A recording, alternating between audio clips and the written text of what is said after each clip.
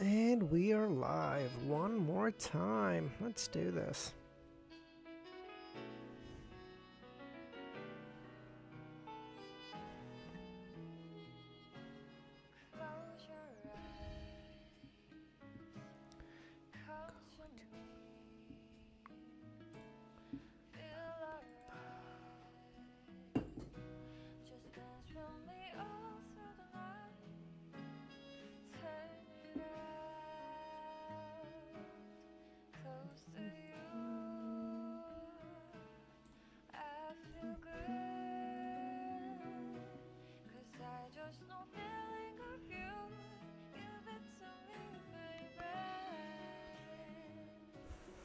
Haunting, Possession, Exorcist, Shining, horror movies?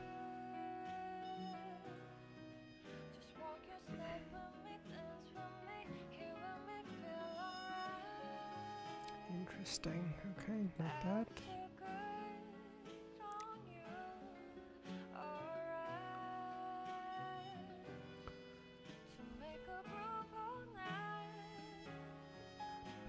Goodness, Belonging, Exorcist, Haunting, Shining.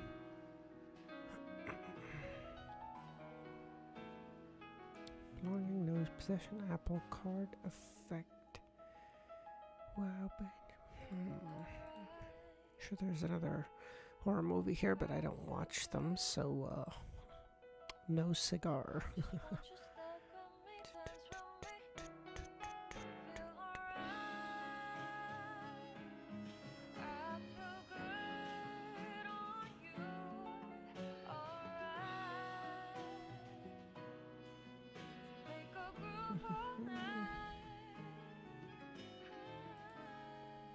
Fantastic, so that looks good.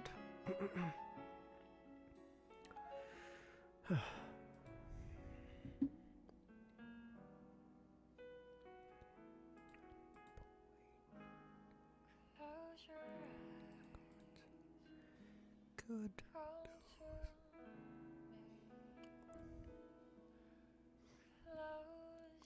Birds. Apple cards. My god, this is so bad. Alright, we're going to Wordle. Not the foggiest clue.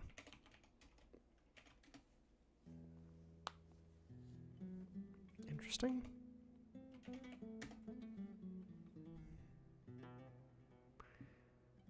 Interesting. Philip, how's it going? Nightwalker, how you doing? Justin, how's everyone doing tonight? Or this morning? I don't know where you are. Hold on. Okay, did I just get this? Nice. Okay. What is this word? Dirge, a lament for the dead, especially one forming part of a funeral rite. Ah. I'll tune in like 10 minutes, gotta finish a bit of work. No worries, Yark. Interesting. Wordle, yes. I always try to start the morning stream off with the Wordle and connections, just to, you know, get the mind a little sharp. I never get anything for connections, mind you, but I do it all the same, you know. Keeps your ego in check, just knowing that, hey, you have to do a thing every day that you're dog shit at. There's something here. It's Shining, Haunting, Exorcist. I think it's like horror movies, but I can't think of the fourth one. I tried Possession, but that one wasn't right. So I don't know. I don't watch horror movies, so I have no idea.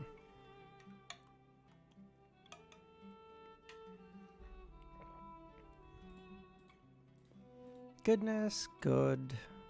Wow. Card? Oh, that doesn't make any sense.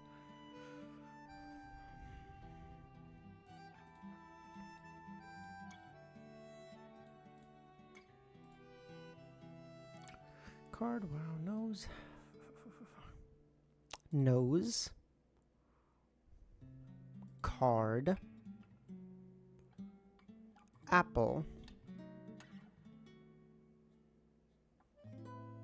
Belonging. That's one away? Because I was thinking these three have something to do with a clown. Now, that might just be the Lord of the Mysteries kicking in. I don't know. But, you know, cards because of tarot cards and stuff. Nose because of clown nose. Clown is often seen with an apple, so I thought that might have something to do with it. Banjo? Oh, things you can pick. Never mind. Ew, that's disgusting. Okay, it had nothing to do with a clown. We got there in the dumbest way possible. Hilarious. Love it. Okay. Wow. Goodness. Man. Boy. Interjections. Very good.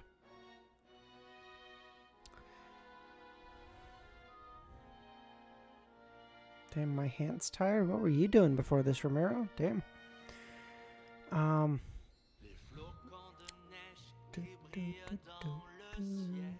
Possession. Belonging. Haunting.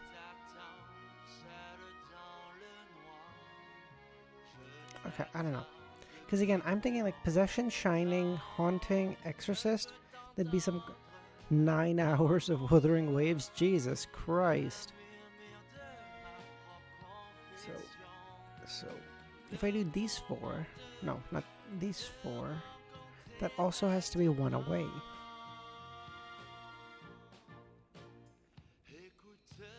Belonging.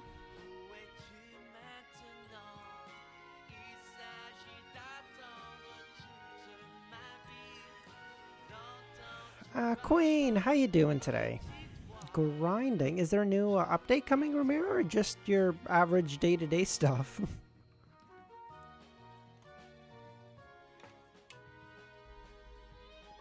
By the way, you prefer EPUB or PDF?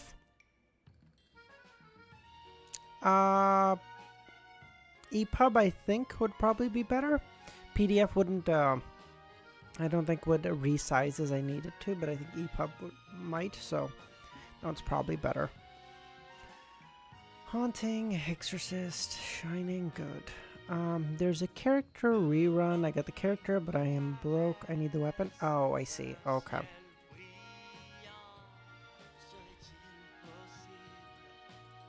Can you get the weapon by grinding, or are you trying to grind, like, to get whatever the summoning materials are? Or how does that... How do weapons work in Wuthering Waves? I played it very briefly when it came out. It just reminded me too much of Genshin, and I had too many bad memories about Genshin, so... Maybe just fuck this, I don't know. Horror movies with, dude, The Birds? I never would have guessed that, okay? There's a horror movie called The Birds. I got these 3. I just wasn't gonna get that one. You know how there are chests across the... Oh, I see. Yes, okay. Personal property minus S. Belongings, effects, goods, possessions. Oh, piss off. I'm going through the whole map looking for chests. Jesus. Okay. Dr. Z, how you doing today? Thanks for popping by. I appreciate it. 239. Let's get Susie to sequence 8, shall we? Well, I don't need it anymore, but I can give it to Susie, and I can exchange it for other Beyonder ingredients. Well, Susie is still short of the spinal fluid from a Farsman rabbit. Some things are easier left to Susie. It's far more convenient for her than for me. Every famous detective needs a good assistant. Audrey made the decision. To her, this was no longer something she particularly cared about. She put down the telegram, her pleasure subsided, and the worries of reality began to emerge. Still alive, such an unexpected achievement? Do you need to talk, Dr. Z? Everything okay? I still owe Mr. Fool intelligence regarding the secret order, the mission to assassinate the Intis ambassador, and a request from his adorer. I finally experienced the feeling of being riddled with debt. Audrey, we can't delay any longer. Let's start. The girl quietly clenched her fists. She wanted to find a pen and paper and write to the Viscount so that he could arrange for her to meet Gio and Force as soon as possible. She needed to delegate the mission. No better translation? Oh, yes. Thank you, Justin.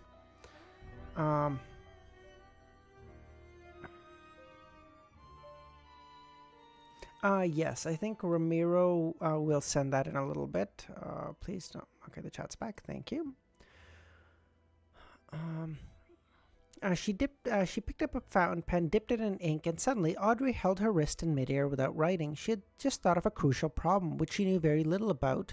The Intis ambassador Bakerland. In such cases, it was easy to misjudge the difficulty of a mission, either because no one was willing to accept it, or because the mission had been entrusted to an unsuitable person, dooming the mission to fail at the very beginning. We have 3,000 something. The resulting grow wasn't her main concern. Instead, she believed that the fool would better reward her and help her even further. After pondering for a moment, Audrey turned her head to her maidservant, Annie, and said, "Tell Countess Jaria that I accept her invitation and will punctually attend the ball tomorrow evening." Jaria was the wife of Count Wolf. She had invited ambassadors to loan from every country to her upcoming ball, including Bakerland Jean Madan. Audrey had planned on declining the invitation with the excuse of being sick, but now she was interested. After she observed the ambassador and gathered enough information, she would meet with Gio and Fours. Audrey suddenly felt excitement in participating in a major event she always dreamed of. It may be an assassination, but hey, it at least brings some excitement. So, you know what? Why not? First Manor of the Rorstad Archipelago, City of Generosity. Is that Balam or Bayam? Just try and pull for sure. Having returned to the real world, Alger Wilson returned into attire that was considerably gaudy in the Intis Republic and went through the back door of the hotel into the alley and made several detours. He stopped in front of a house with no garden or lawn and put on a familiar white mask. Next, he knocked on the door with 3 heavy knocks and 2 light ones, separating them with 2 lengthy pauses and 2 short pauses, respectively. After about 10 seconds, the door creaked open. A man wearing a pirate headband stuck his head out and looked around. "Come in," the man said. Without a word, Alger walked into the room, and the door was slammed shut.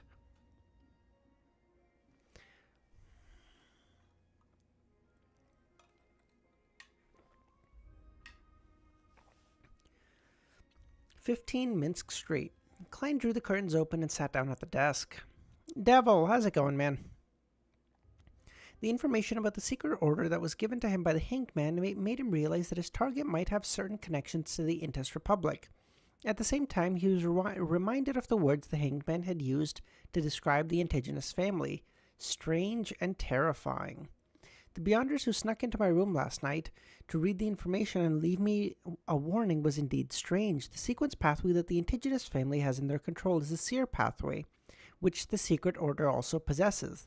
The two can be equated. That is to say, one can speculate that the Beyonder from last night was a member of the secret order who works part-time as an Intis Republic spy. Why does he think they're part of the secret order?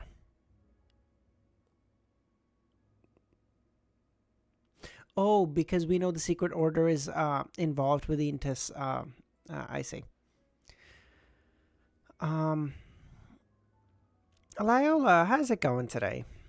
Or could the person not be a member of the secret order, but someone who used the connection between the Intis Republic and the secret order to gain the corresponding formula and potions?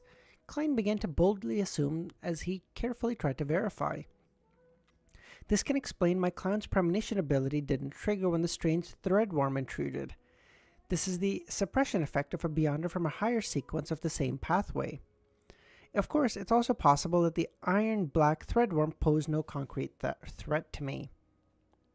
I DM'd you the better. Perfect. Thank you, Romero. Alright, let me, I'll get it open. I'll switch at the end of this chapter. I'll switch at 240. Similarly, it can be explained why the threadworm infiltrated my room the same night that I wrote the information regarding Ian Wright. Furthermore, it went straight for the desk. The other party is also equipped with seer abilities, making matters appear reasonably logical.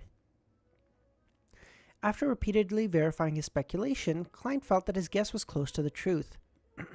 If the person in question is a relatively high sequence beyonder of the seer pathway, what number would he be? What potion would he be? To have the threadworm in his control could be another component of a circus. Beast tamer?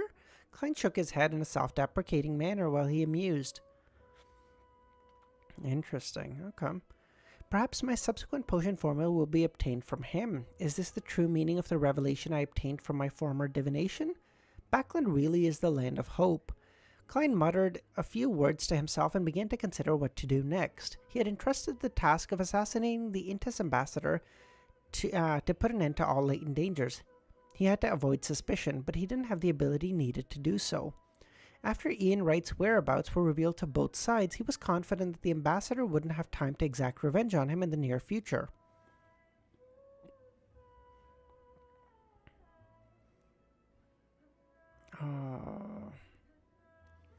And wouldn't add to his problems. Finding the extremely important item he mentioned was obviously what he needed to be most concerned about. In other words, before that item is found, I will be fine. I will be safe. I won't need to hire a powerful Beyonder bodyguard. Even if there are follow-up revenge, it's unlikely the ambassador will send a higher sequence Beyonder to deal with me. It's neither economical nor necessary. After all, Backland isn't his home ground. Is that what started Easy's obsession with Beast Tamer? I think Easy had that theory for a long time. Ever since Klein made that joke about the circus, he thought back to like the start where he got that divination by the Beast Tamer. So I think that's probably what started it. But it seems more and more likely that he's probably right to one degree or another.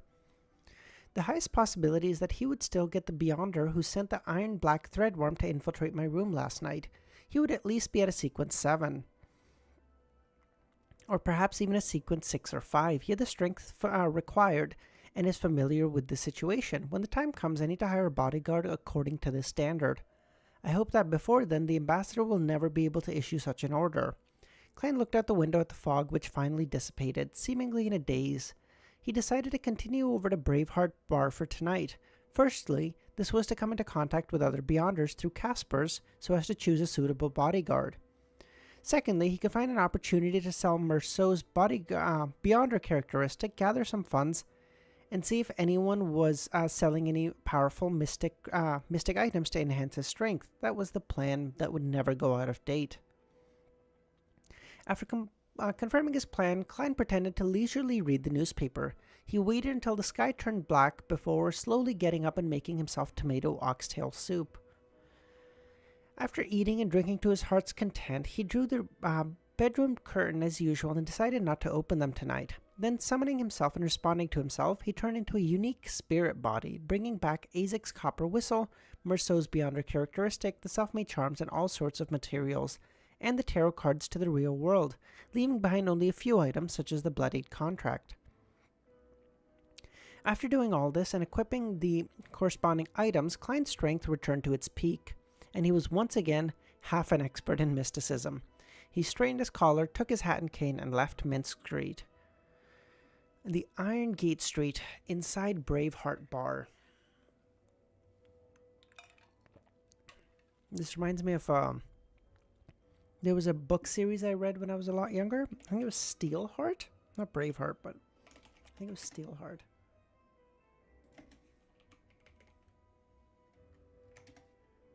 Yes, Steelheart. In exchange for a glass of beer, Klein found Casper's in a card room, playing Fighting Evil while betting on a boxer outside. He was leading quite a pleasant life.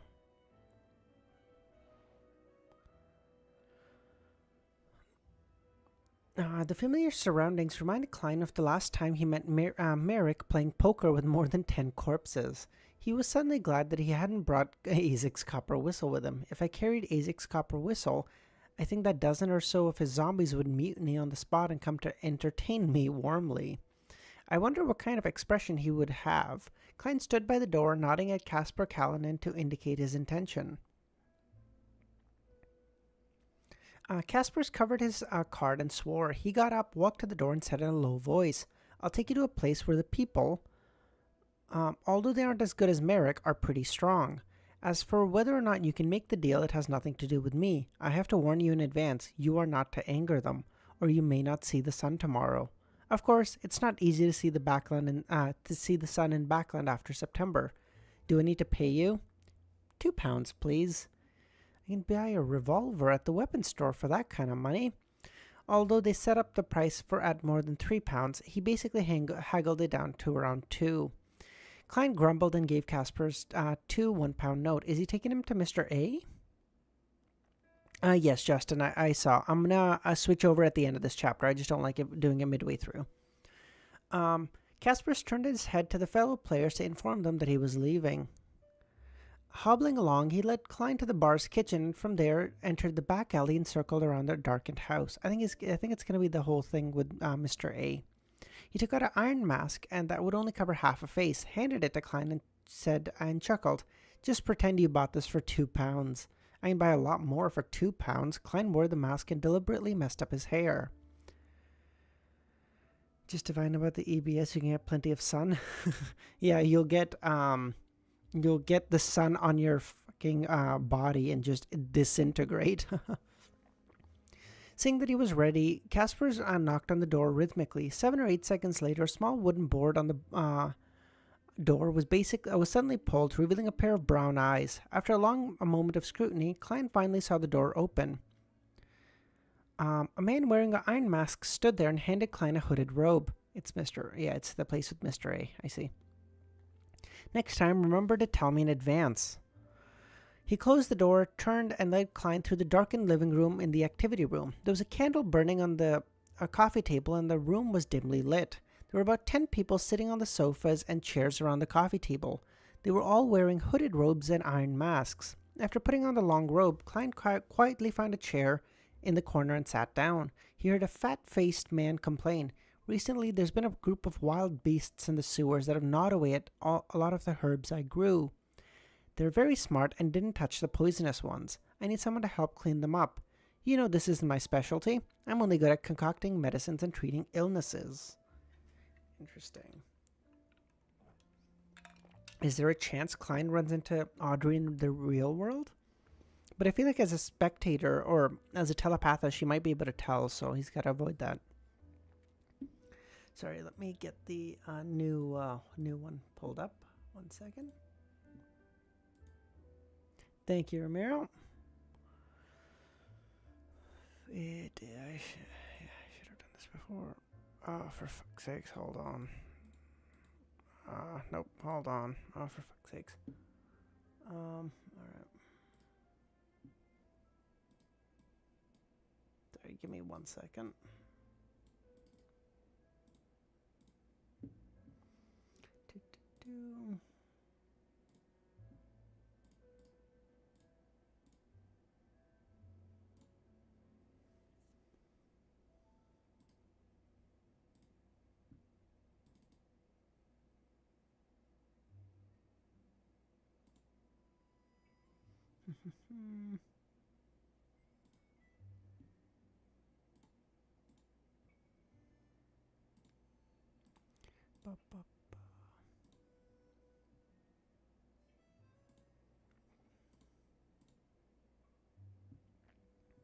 Oh wow, this is very neat. I like it.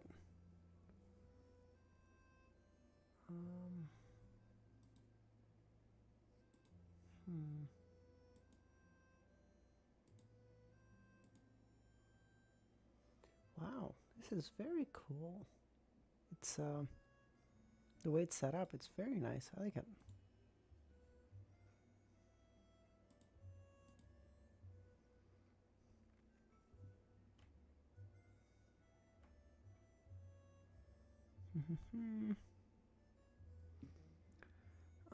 Okay. All right. Just because of how this is set up, I might eventually have to, oh, it's not gonna let me. Oh, shit steaks. Okay. All right. I might have to end up changing the setup just because it runs 2 pages side by side, and that's probably gonna look visually kind of odd for you guys. I apologize. Let me just see how this looks. That looks okay, I think.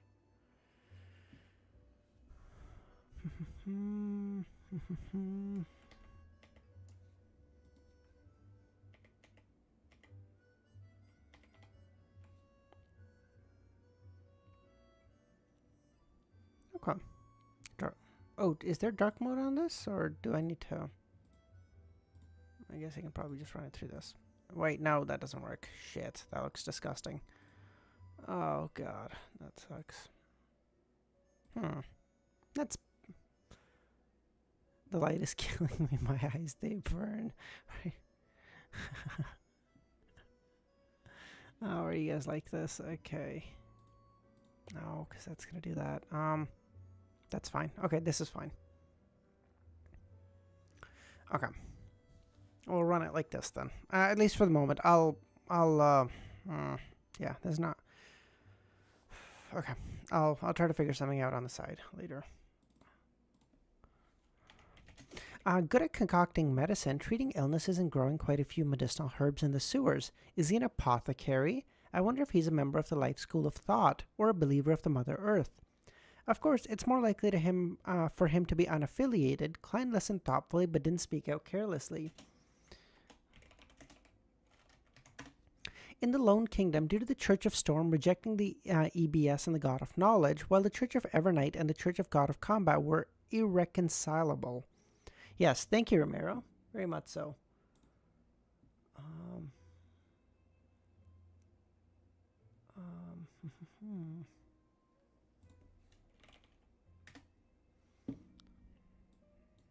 Sorry.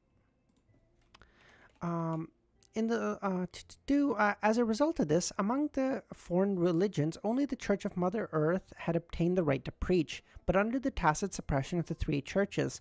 They only had a few churches with very few believers, to the point that they didn't even need to form a team of Beyonders, and even if they did, they wouldn't be recognized by the government and couldn't cooperate with the police departments. You truly do, Ramiro. You truly do.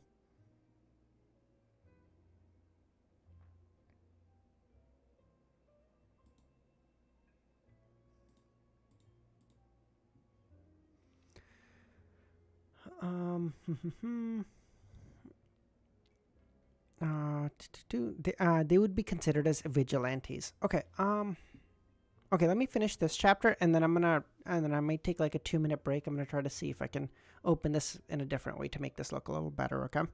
According to the confidential information of the Nighthawks, the Church of the Mother Earth had 2 sequences in their control: Planter and Apothecary. Interesting. Okay.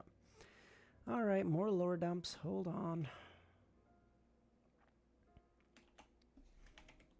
Apothecary.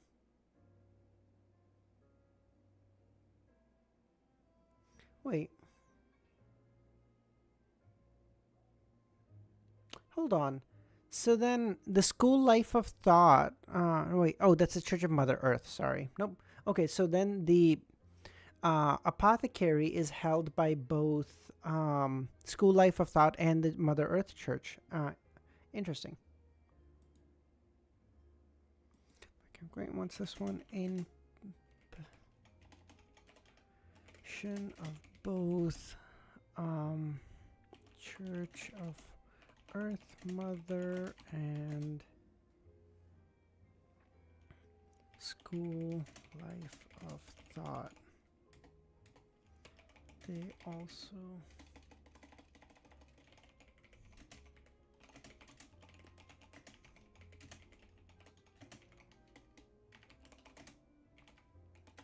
Dude, there's a pathway named Planter? That sounds miserably bad. Like, Jesus Christ.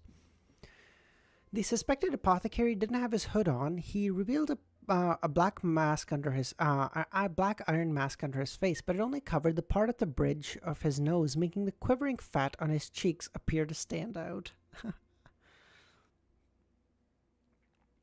I repeat, I need someone to clean up the newly appeared beasts in the sewers. I only need the area on Backland Bridge to be cleaned up. Payment will be 4 bottles of my precious medicine. 2 of them can effectively stop bleeding and stimulate healing of wounds. Trust me, this is better than going to a clinic to do suture operations, and it's effective for 6 months. The man suspected to be an apothecary stated his requirements and corresponding conditions. Amnesiac, how's it going, man? Apothecary is way better than Planter. In fairness, I think they both Planter just sounds like it sucks, and Apothecary is like, bro, just go to school. What are you hassling? you're like, there's a chance you might go insane to go be a pharmacist, and that's so boring.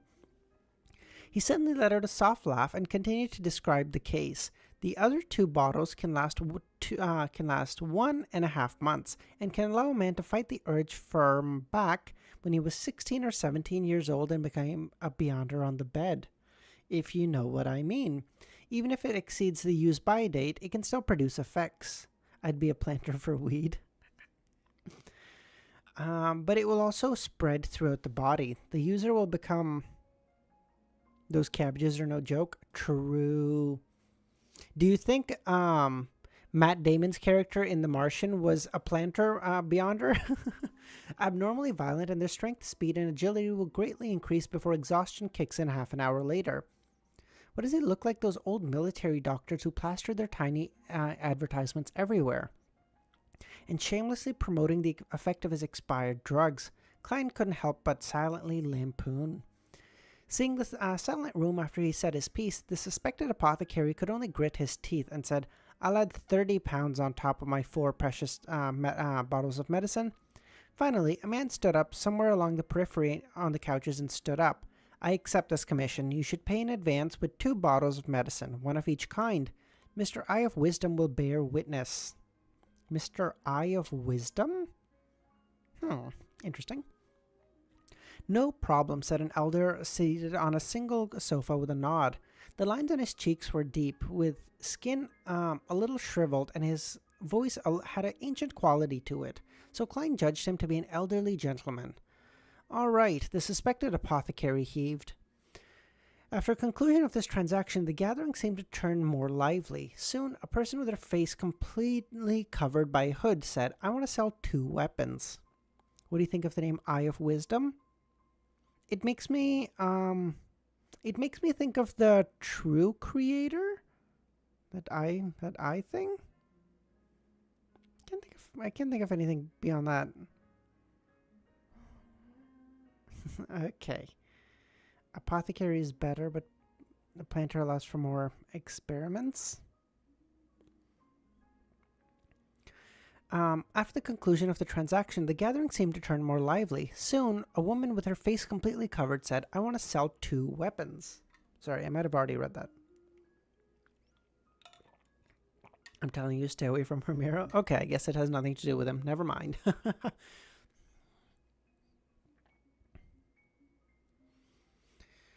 Weapons? Klein adjusted his posture and became more focused. Since he was temporarily unable to advance, he could only increase his strength by external items. One of them is an inscribed steel sword. It was smithed by the Church of the EBS. It comes with purifying and evil wardings. It's the nemesis of water ghosts, wraiths, zombies, and other undead. It can still be used for another 3 years. Of course, its sharpness is enough to kill. That's not bad, but I have a feeling the second one's going to be better. The woman's voice fluctuated in volume. An attempt to hide her characteristic. 500 pounds or sequence 8 potion barbarian, and it's yours. Jesus, that's expensive. There's no reason I must have it. If I were to encounter an undead that I'm clearly unable to deal with, blowing the whistle is the best option. Even without Mr. Azek, the messenger alone should be enough to intimidate many undead monsters. Klein shook his head and listened to the introduction of the second weapon. Meat Cleaver. With exquisite mechanical structure, it can be transformed and is easy to carry. This is a combat weapon made by an outstanding craftsman. It's rarely seen and will cost you 25 pounds. Interesting. That's clearly the fact that it's a cleaver and it can be transformed is clearly a reference to the cleaver from Bloodborne. For anyone who hasn't seen it, let me just pull it up really quickly. Basically, any weapon in Bloodborne can be transformed and has 2 stages. So it's like the regular one is like this, so the handle is here. It's like a short cleaver. And then if you want to, you can switch it open and it becomes long. And it becomes... So, interesting. You, yeah, both of you, whenever anyone says the word I, you both start thinking the true creator. Hey, all right, I think Romero might have poisoned me in that sense, yes, perhaps. I, the Eye of Wisdom. Eye of Wisdom, isn't there like a Egyptian god, like the Eye of Ra or some shit? Am I making this up? Eye of Ra. Yeah, the Eye of Ra is a source of heat and light, and it's associated with flames. Maybe something to do with that. Interesting. I mean, when Misfortune Puppet shows strange symbols from the gate, Odinel died after growing 6 eyes and used to...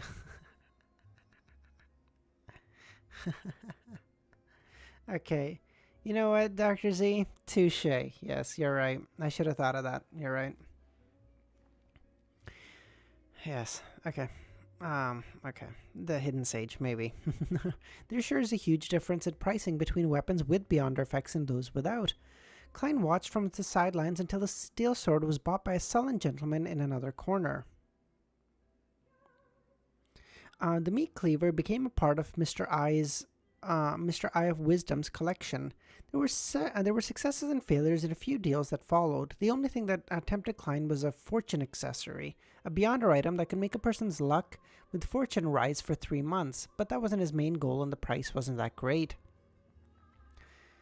Seeing the atmosphere had turned silent again, he slowly exhaled and said in a suppressed voice, "I want to sell something." After attracting everyone's attention, he took out an iron cigar case and pushed out a crimson Beyonder characteristic which resembled jelly. Without needing to organize his words, he introduced it with something he had already prepared. "This is something I obtained from a corpse. I'm not sure what it is, I just find that it's very magical. Maybe someone else knows what it is." Why is he doing that? Oregon B, I don't believe I've seen you here before. Thanks for popping by. How you doing? Oh, but why is he acting like he doesn't know? He's like trying to get taken advantage of. Or I guess maybe he's trying to enter into a enter into a transaction with someone who thinks they know more than him. Klein deliberately didn't mention this was a Beyonder characteristic, nor that the crimson jelly in his hand could replace the main ingredient of a hunter potion.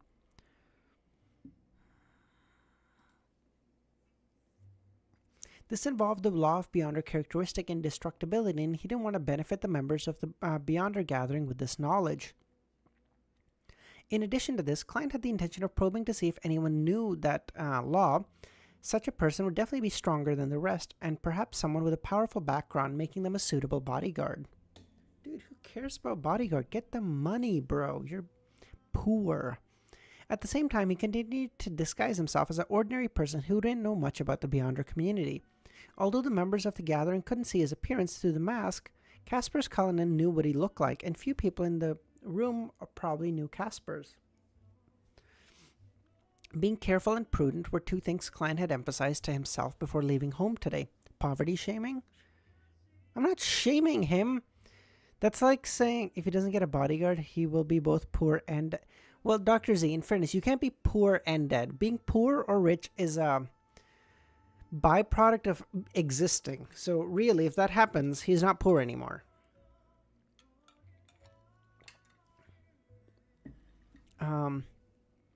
Gazes examined the crimson object in his hand, but Klein wasn't a spectator and couldn't tell what they meant.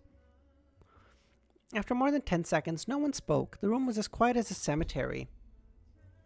At this moment, the old gentleman sitting on the sofa, Mr. Eye of Wisdom, coughed and said, "I have a rough idea of what it is and what it does, but knowledge needs to be exchanged with something in return. I'll pay £400. Believe me, it's a perfectly fair price. Of course, you have a right to refuse. The main ingredient of Sequence 9 are about 150 to 200. 2 are needed. They add up to £400. That's a reasonable offer. The gentleman with the codename Eye of Wisdom seems to recognize that this belongs to the hunter sequence and had no need for divination. Was he able to recognize it immediately? Could it be Sequence 7 of the Sequencer's pathway? Appraiser? That's the savant pathway that Thing has, right? That Roselle had, rather, I think. Appraiser. Yes, 7 Appraiser, Emperor Roselle, yes. I'm not shaming him, I'm just mocking him. Well, actually, you see... yes, sorry. Tell that to the corpse who don't get proper burials in the world. I don't have a good comeback to that. That's actually a good point. Fuck. Shit. I'm going to have to concede that one to you, Dr. Z. Fuck. I'm generally good at having comebacks on the ready, but I don't have anything for that one. Client thought for a moment and said, "Deal. However, sir, you don't need to rush to pay. I still have another request." "What request?" the old man asked. "The thing is, I offended someone. According to your circle, he should be a sequence 6 or 5. I want to hire a bodyguard."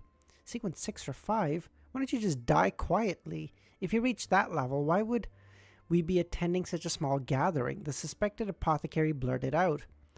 Among the other members of the party, although the other members of the party didn't say anything, from the looks of it, no one planned on accepting that request. Their thoughts were similar to that of the suspected apothecary. Eye of Wisdom chuckled and said, "Maybe you don't know our circle well enough. People at sequence 6 or 5 are very, very powerful and terrifying. Yes, there are many cases of a lot of sequence 8 or 9's Beyonders killing someone that strong, but those events are very hard to replicate, and I think no one here is willing to take such a huge risk to protect you.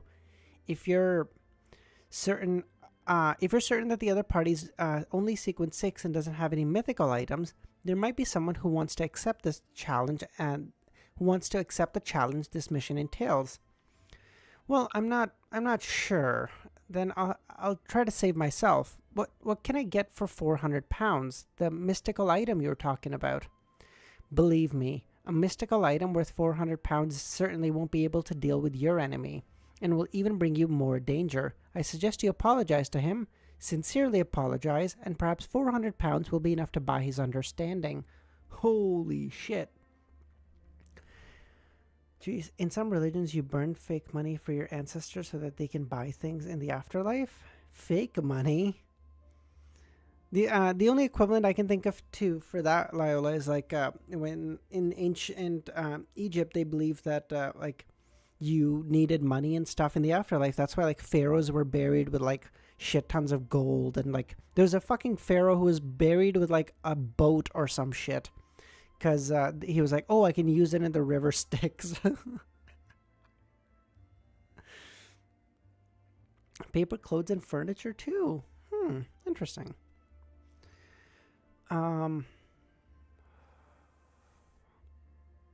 Frankly, I've thought about it, but I don't think they'll accept it. Klein was about to answer when the man who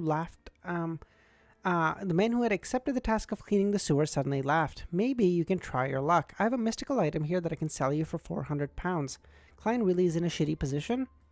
"That's true. It can let you hear the voices of great beings. If you're lucky, you can decipher some useful information and become powerful, and it will no longer be difficult for you to protect yourself. If you're unlucky and end up deciphering a curse and fail to decipher it, then you'll be hurt or even end up dying. Want to take the gamble?" If he could, I would have Klein take there was something mentioned earlier to enhance luck. I would take that one and this, and then maybe he can make this shit work. Before he could even finish his sentence, Eye of Wisdom growled, "Black Snake, don't mention that ominous item of yours." Black Snake laughed and said, "Black Snake, Solid Snake? Coincidence? I think not." "I'm not lying. I'm not violating the rules either. I told him about the advantages and disadvantages and left it to himself to make a decision. The probability of you getting useful information is about 10%. Do you want to take a gamble?" His parents...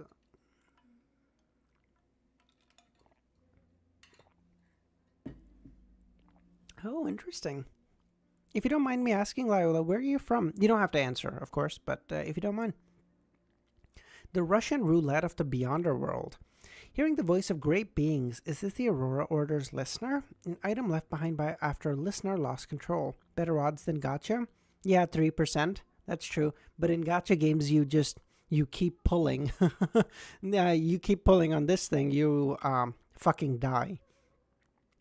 Klein looked at the Black Snake and suspected that he was a member of the Aurora Order and made that connection.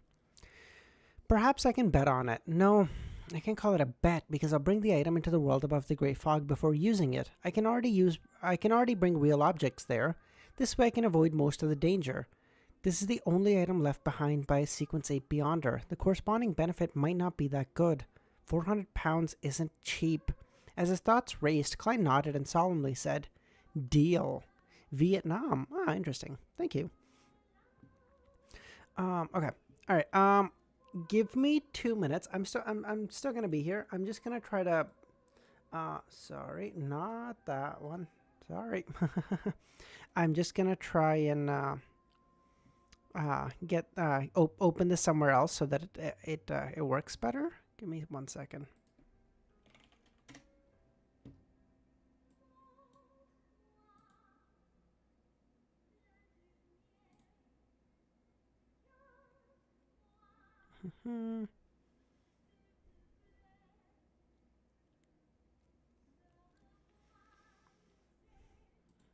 Oh, for fuck's sakes, come on.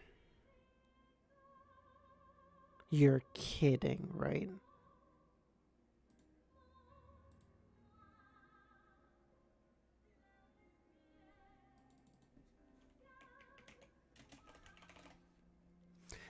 I thought about PDF, Justin. It's just PDF. I can't conform to make to like conform sizes to make it like look okay with the overlay. So I'm. You are. Oh my god. My Microsoft Store is having a stroke apparently. What the hell, dude?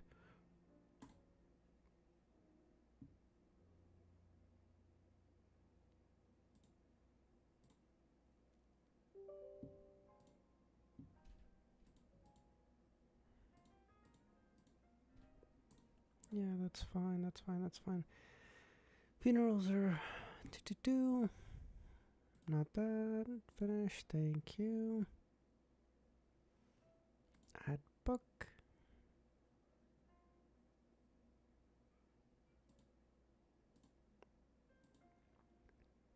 Thank you.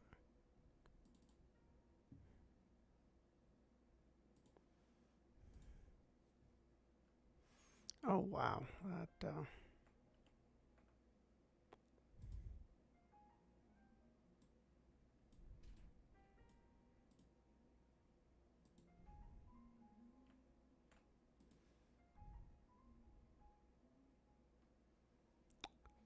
do how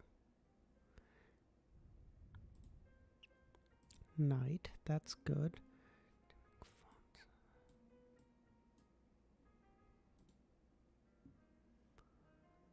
Okay. And sorry, what chapter did I just finish? That's fine.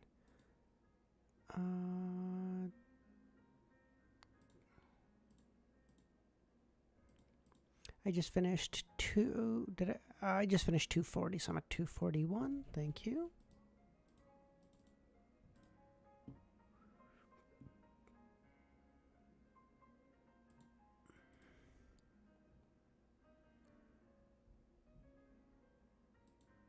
Wait, I'm at 241, right? Yes. Okay. Sorry. Okay. Sorry about that. Okay, dope.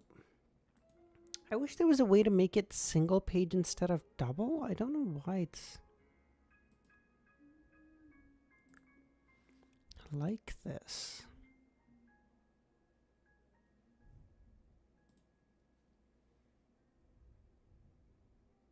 Oh, nope. Here it is. Ah, we got there. Okay, dope. That, and then we're just gonna make this a little bit bigger. Okay, dope. I think that looks okay. Let me know if there's like adjustments and stuff, and then I can adjust accordingly. But there we go. Oh god, no. Where am I? I didn't realize that as soon as... No. Okay, sorry. I didn't realize if I scroll up and down, it uses it immediately. Okay, dope. Okay, there was only a single candle that illuminated the room. The atmosphere in the living room was so silent, it was as if everything had been frozen. The chapter title fonts can't be better.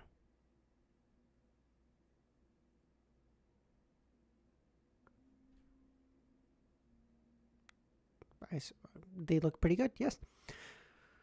Good lord. A few seconds later, the suspected apothecary finally muttered, "Why don't you leave an address? That way I can get something out of your body." It looks like he's cursing me. But he's actually persuading me otherwise. Klein pretended not to understand and said to Black Snake, "If I don't have any chance of survival if I don't gamble, that'll be that'll be a sliver of hope. There'll be a sliver of hope if I gamble on it." Yeah, sorry. Reading Nightwalker's message, I couldn't. In simple words, it looks great. Yes, thank you. The way I read that, I couldn't figure out if you meant like it looks good or it looks horrible, and I just kept looping that in my head, and I was like, I don't. Yeah, I'm running out of like. I'm running out of RAM to try to handle this situation, so I just quit on it. It's fine. I won't sit back and wait for death. Hearing this, Eye of Wisdom, who was about to say something, shut his mouth because he couldn't offer any hope. "I really admire your character," Black Snake laughed. "I also admire you. In the past, I had quite a few friends who were such characters. Now, I visit their tombstones every year and place a bunch of flowers there," the suspected apothecary mused. He didn't care that Black Snake was a better fighter than he. He said whatever he wanted to. The apothecary must have suffered because of his temper. Klein was secretly grateful. He handed the iron cigar case containing the Hunter Beyonder characteristic to the attendant, who brought it to the Eye of Wisdom. The old gentleman counted 400 pounds in cash from the suitcase beside him and got the attendant to pass it on to Black Snake. Black Snake casually took a glance and said, "I believe in Mr. Eye of Wisdom." He took out a small wooden box, bent down, placed it on the ground, pushed the box so that the object slid to Klein without going through the attendant. The moment Klein's fingers touched the surface of the box, he heard faint illusory sounds and immediately felt a strong sense of dizziness. For him, this wasn't something he couldn't handle. It wasn't even comparable to the illusory voices of Justice and company when they pray to him. After sitting up, Klein... I just want to make sure I'm not skipping anything. After sitting up straight, Klein carefully opened the wooden box and saw an ear inside. What the fuck? I didn't do anything. God damn it. The ear looked real, except the skin was dark and there were a few green areas where it had rotted. "How do I use it?" Klein asked. Black Snake casually replied, grasping... You're fucking kidding me, dude. I'm not touching my mouse. I'm losing it. How do I use it? Klein asked. Black Snake casually replied, grasping it without gloves is the same thing as... Oh, piss. You are actually kidding me. Okay. Never mind. You know what? We're going back to the old thing. I will figure this out later. Fuck it. I don't care. I can't deal with that. That's gonna drive me up a wall.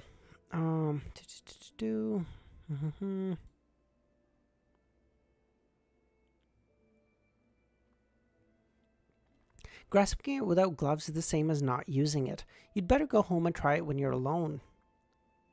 I should have just used the PDF. That would have been so much better, Romero. Yeah. I'm starting to regret my decision so much. Klein didn't ask any further questions. He closed the box and put it into his pocket. He deliberately smiled bitterly and said, "This makes me dizzy." After a short moment of silence, the suspected apothecary shouted, "I wanted to buy the Spring of Elves marrow crystals. Who has it?" As his voice echoed in the air, no one answered.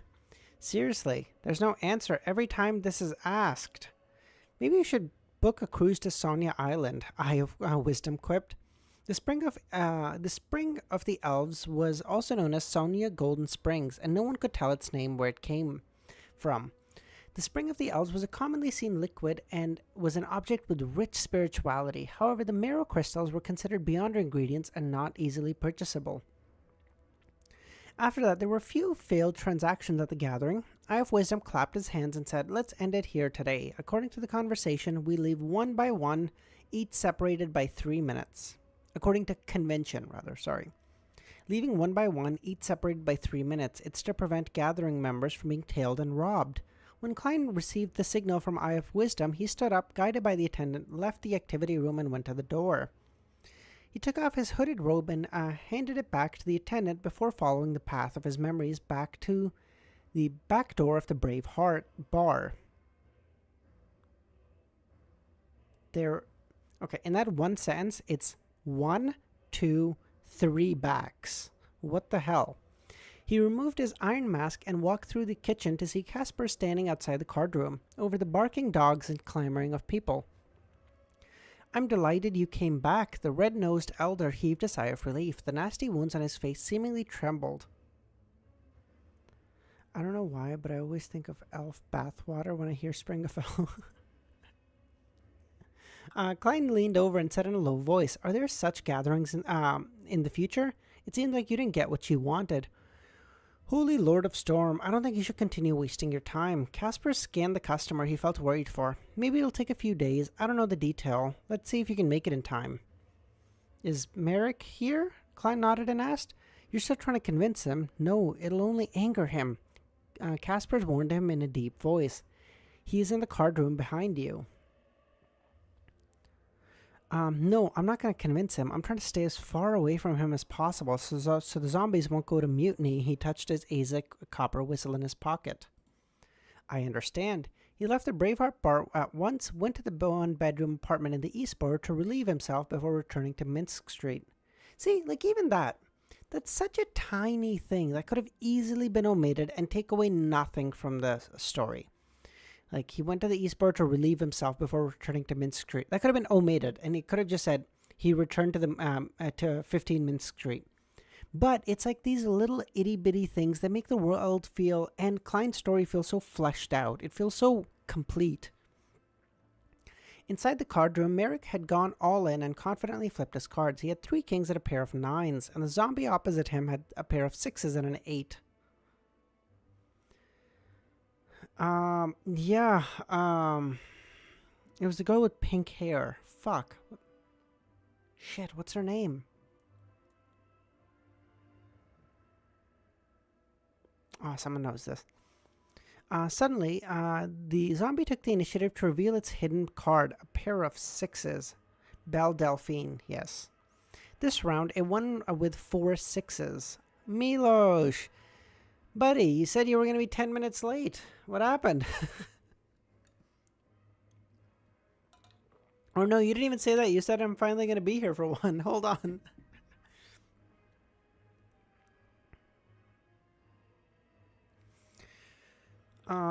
The pale Merrick sat there blankly, immediately fell at the surrounding zombies coldly staring at him.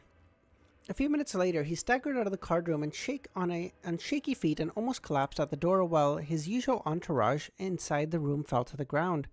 "Don't let anyone in before dawn," Merrick ordered in a hoarse voice as he looked at the stunned Caspers. Is this because of the copper whistle? Interesting. He took out a white handkerchief and wiped the corners of his mouth. The handkerchief was quickly dyed with dark blue tint with some redness. After receiving Casper's acknowledgement, Merrick found a chair and asked for a barrel of Southfield beer. He stared blankly as he drank it. This motherfucker's drinking a whole barrel of beer? What? Why is the sight different? What do you mean, this is the same as it's always been? What are you talking about?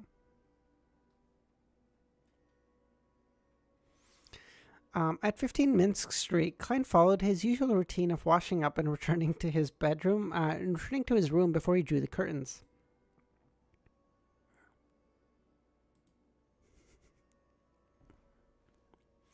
After waiting for over 10 minutes and confirming that there was no speck of spirituality around him, he started to summon himself and responded to himself and brought the wooden box containing the black gear into the mysterious space above the gray fog.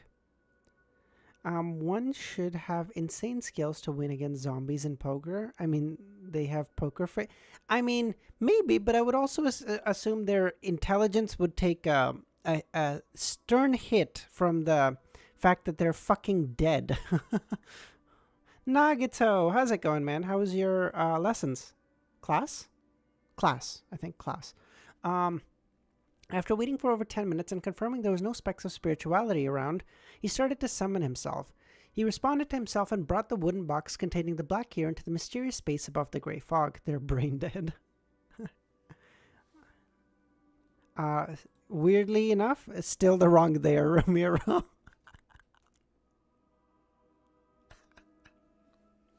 The illusory crimson stars didn't twinkle at all as Klein sat at the seat of honor. and opened the wooden box. This time he didn't hear any murmurs or dizziness. The boundless grey fog seemed to isolate all surrounding sounds. Klein let out a sigh of relief. He was now much more confident with his impending attempt and much more confident in his own safety.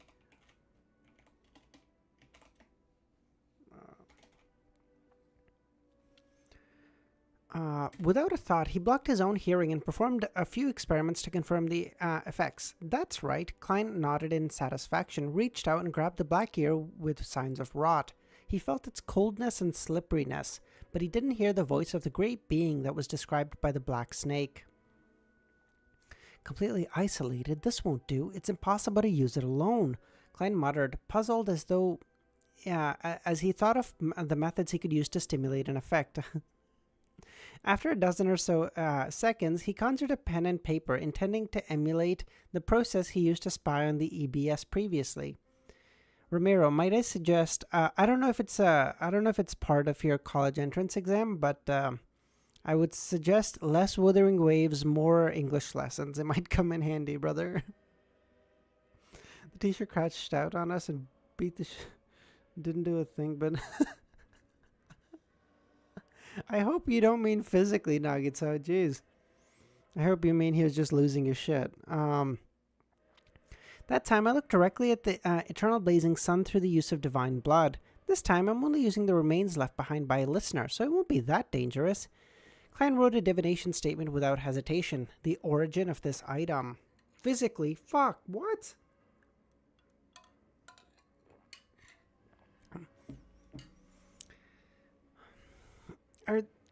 That can't be allowed, even in Egypt. Seriously? Of course it's physically? Why would it of course be physically? What? My dyslexia debuffing me? Yeah, you have like a -10 to a reading and writing stat. I will say, despite that, the fact that you're one of your favorite hobbies is to read is to read such long web novels. You're a good man. It's not allowed here? Yeah. It's not allowed. Even in Egypt, that's got to be, like, it might be commonplace, but it's got to be illegal.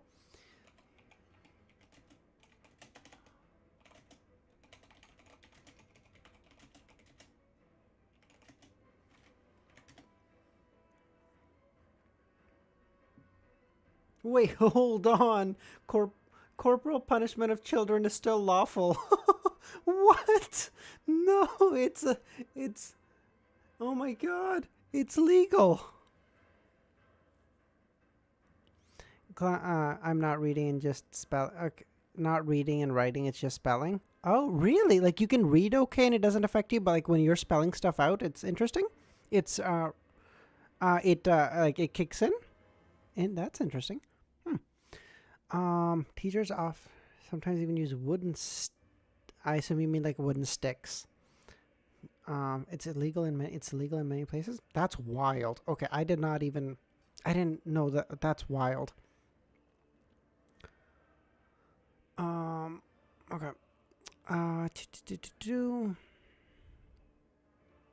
Where was I? The origin of this item. He took a breath, held the black ear, and leaned back as he recited the divination statement. Yo, caught the stream finally. MT, I don't believe I've seen you here before, at least on a stream. Thanks for popping by. How you doing today? We were talking about spelling and teachers beating children. Yes, it's as weird as it sounds. Interacting with deities is a truly dangerous matter, regardless of the method. Thankfully, I didn't face the true creator directly this time. If not, I'll have my remnants of madness and signs of losing control that would affect my body in the real world. Klein leaned weakly. What am I doing? I just skipped the entire... Because I was here, and then I forgot that I finished this, and then turned to the next page. I'm losing my goddamn mind. Hold on. After reciting it 7 times, his eyes darkened as he entered a deep slumber. In this blurry, shattered, and gray world, Klein saw a man struggling on the ground. He rolled and screamed as his eyes bulged out. His body swelled like a balloon, and countless hairs on his body turned black and long. Soon after, an extremely evil and foul voice rang in Klein's ears, waking him up instantly. It was different from ravings and howlings that came from the mysterious space above the grey fog. This sound was more penetrating, purposeful, and more active. Hold on. Actually, spelling in Farsi is way harder than English because no one is and no one is confident in it. That's actually handy, Dr. Z. If everyone feels like they suck at it, it's like a communal thing. You don't feel bad for not doing it or for doing it wrong, right?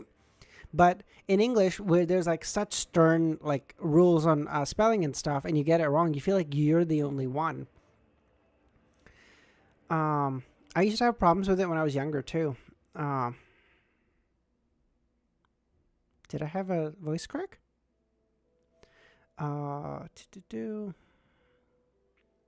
You can literally get in a bus and shout, "How do you spell a word?" and watch the chaos unfold. I had a pretty rich experience about getting beaten with fucking bamboo sticks. What the fuck? Physical beatings doesn't hurt as much as disappointment in their eyes. It depends. Like a teacher, I couldn't give a shit if that guy's disappointed in me. Parents, I feel like I might agree. Yeah. Autocorrect always auto wrong corrects my word. I think I managed to get my doctorate. Nice.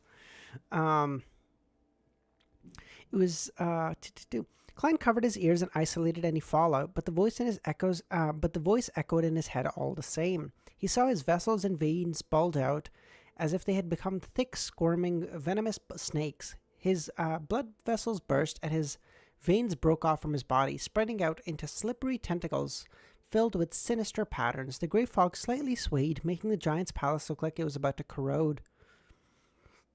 Unlike the incident with EBS, Klein was still restrained his sanity and didn't roll on the ground. He gripped his handrail tightly and endured the pain. After a few seconds, the slight swaying in the grey fog regained its calm, and the evil voice that echoed in Klein's mind had completely died down. One tentacle fell to the ground, and his wound began to rapidly heal. Interacting with deities is truly a dangerous matter, regardless of this method. Thankfully, I didn't face the true creator this time. If not, I'll have remnants of madness and losing control and would affect the body in my body in the real world. Klein weakly leaned back into his chair and silently mocked himself. He didn't even get it. Did he get anything out of this?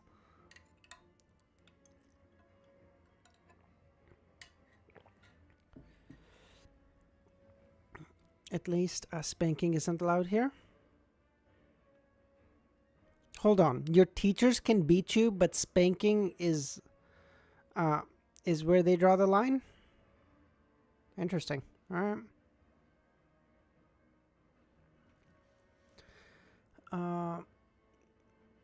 Vex, you must have never been physically beaten. I wasn't either, in fairness. Makes sense. It follows the lore. Conference with one of the judges said, "I don't mean to judge you, but even my 8-year-old daughter knows how to write bones. How did you get that one wrong?"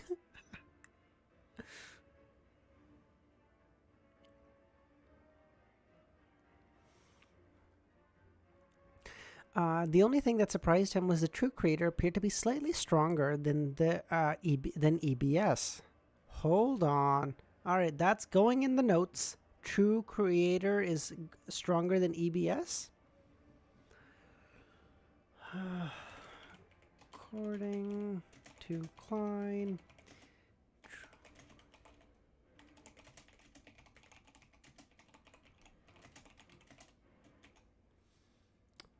Sorry. Give me 1 second.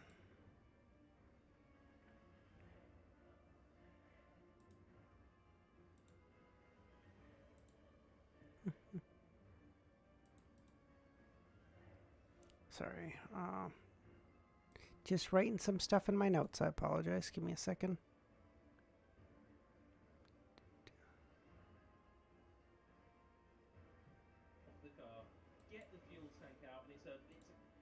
Okay. Sorry, I also lied. I wasn't actually writing anything in my notes. The Formula One Practice 2 is just starting. I was just pulling that up on my second screen. Yes. The true creator is stronger than EBS. Interesting. Just as Klein's thoughts were about to wander, he saw that black gear in his palm slightly crumble, turning into black specks of light. It has become a pure Beyonder characteristic. Amidst his confusion, he saw through the corner of his eyes that the sinister patterned tentacle was still twitching on the side. There were aspects of madness and loss of control that had been stripped from the body. The tentacle gradually turned transparent and was about to disappear. A flash of brilliance came to Klein's mind. He scattered the tiny black light specks in his palm at those slippery tentacles. The illusory black gas rose up and turned into a sky that constantly streaked with lightning. The background was extremely dense and gloomy. All of this quickly disappeared from Klein's eyes. On the surface of the iron-black charm, on the ground there were many symbols, magic labels, sinister patterns, and twisted path numbers. Klein bent down and picked it up with the feeling that what was sealed inside were howling maniacs. What? What did I read? What did I just read? What happened here? With the help of the divination technique, he was able to barely decipher the use of the charm from its revelation. It was to let the opponent hear a terrifying roar, infecting them with madness. As for the final result, it depended on the target's ability to resist such attacks. If the target was strong, they might benefit from it. But the price was becoming a devout believer of the true creator. If he was weak, he would collapse on the spot, dying amidst tragic cries. Okay, here's the question. Who used this thing on Ramiro? Who used this fucking thing on Ramiro? Because he became a devout follower of the true creator. Hold on.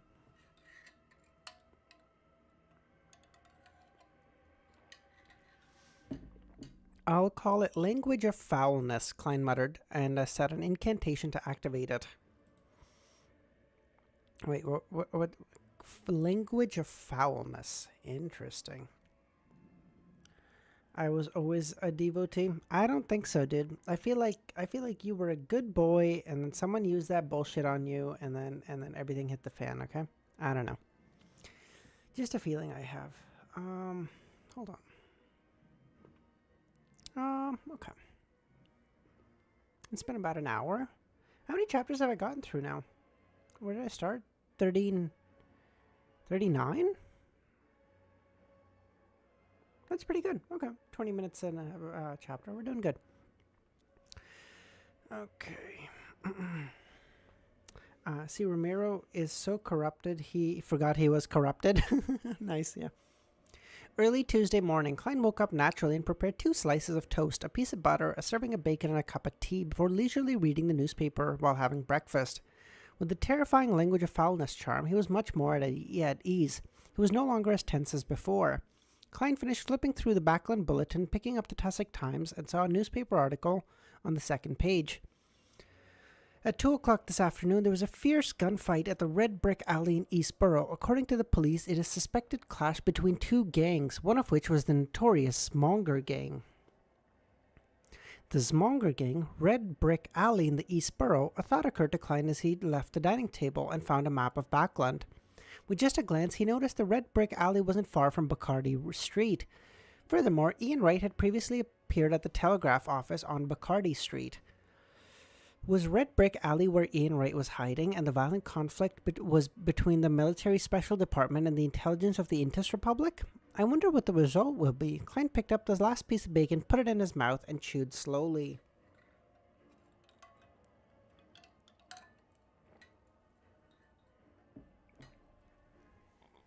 Hold on, I gotta change this music. This is boss music. Hold on. I don't know why. I've come to much prefer the Lies of P OST as opposed to the Hollow Knight one. Hollow Knight one's not bad, but I don't know. I feel like this just works better. I don't have a Discord, man. Do I need to make one for this? You don't have to, MT, by any stretch, but if you're interested in whatever we talk about, which is just a whole mess of stuff, and heads up on whenever I'm going live, might be interesting.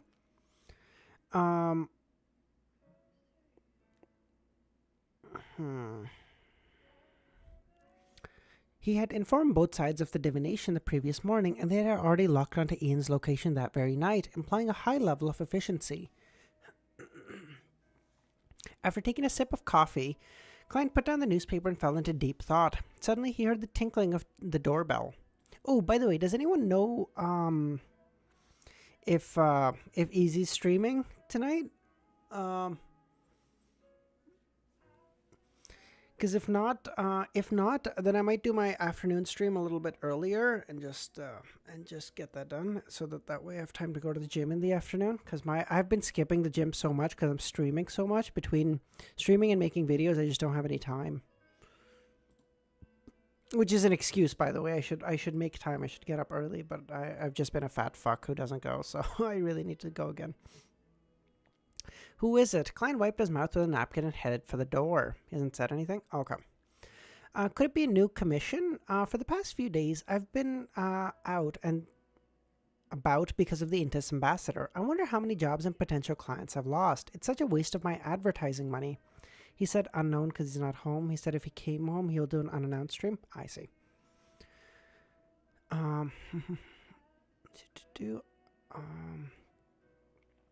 Sorry. Could it be a new commission? For the past few days, I've been out and about because of the Indus ambassador. I wonder how many jobs and potential clients I've lost. It's such a waste of my advertising money. If this goes on, my finances will be stretched to the limits. Klein suddenly thought of something and opened the door. Standing outside were two ladies, one of them being Mrs. Sammer, who wore a wedding gown. She had intricate makeup on her face, making her more beautiful than at home, and nothing like she was in her 30s. The lady wore a wide-brimmed hat and a black tartan veil, and a darker, more fluffy dress. Yeah, because again, there's a good chance I'm gonna have to take a 2-week hiatus because of my granddad. If that happens, I'm just trying to get as many streams as I can before I go. Detective Moriarty, I have a friend who needs your help. Stellan Sammer held onto her veiled hat. There was no hint of smile in her blue eyes. Please, come in. Klein pointed to the living room, and while he was turned around, he took the opportunity to fasten the top button of his shirt and adjusted his black vest.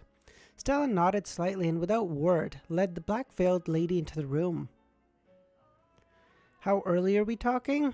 This stream will probably go for about another hour or so, give or take. And then, give or take 4 hours after that, maybe 5. So let's say in 6 hours. 5 or 6 hours, yeah, let's say that.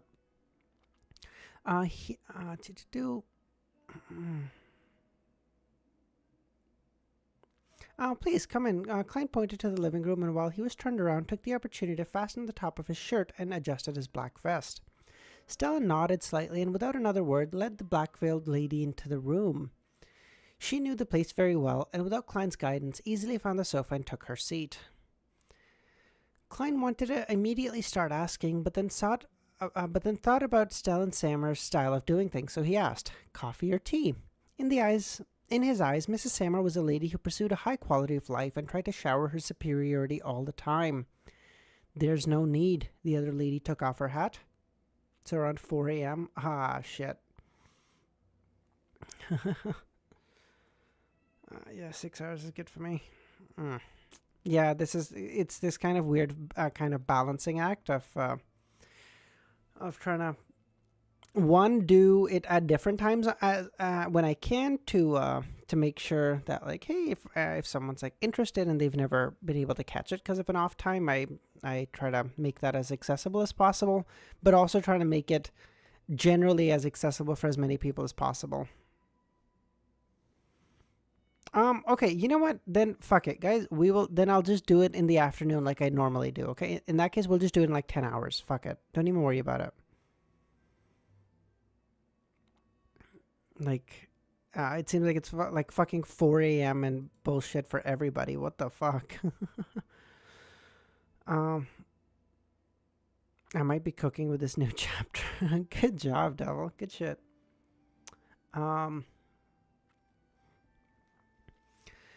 She had good features, but the combination was disappointing. In addition, her cheekbones were too high, and she looked older than her actual age. A little anger, a little sadness, a little hesitation, a little fear. Klein read the lady's emotions.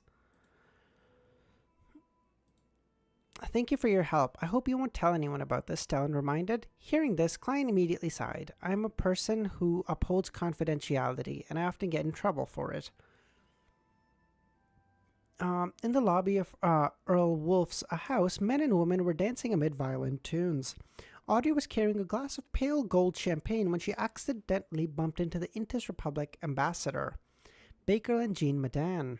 You're the most beautiful young lady I've ever met. Bakerlin, with his thin face and slight stubble, pecked at Audrey's white gauze glove.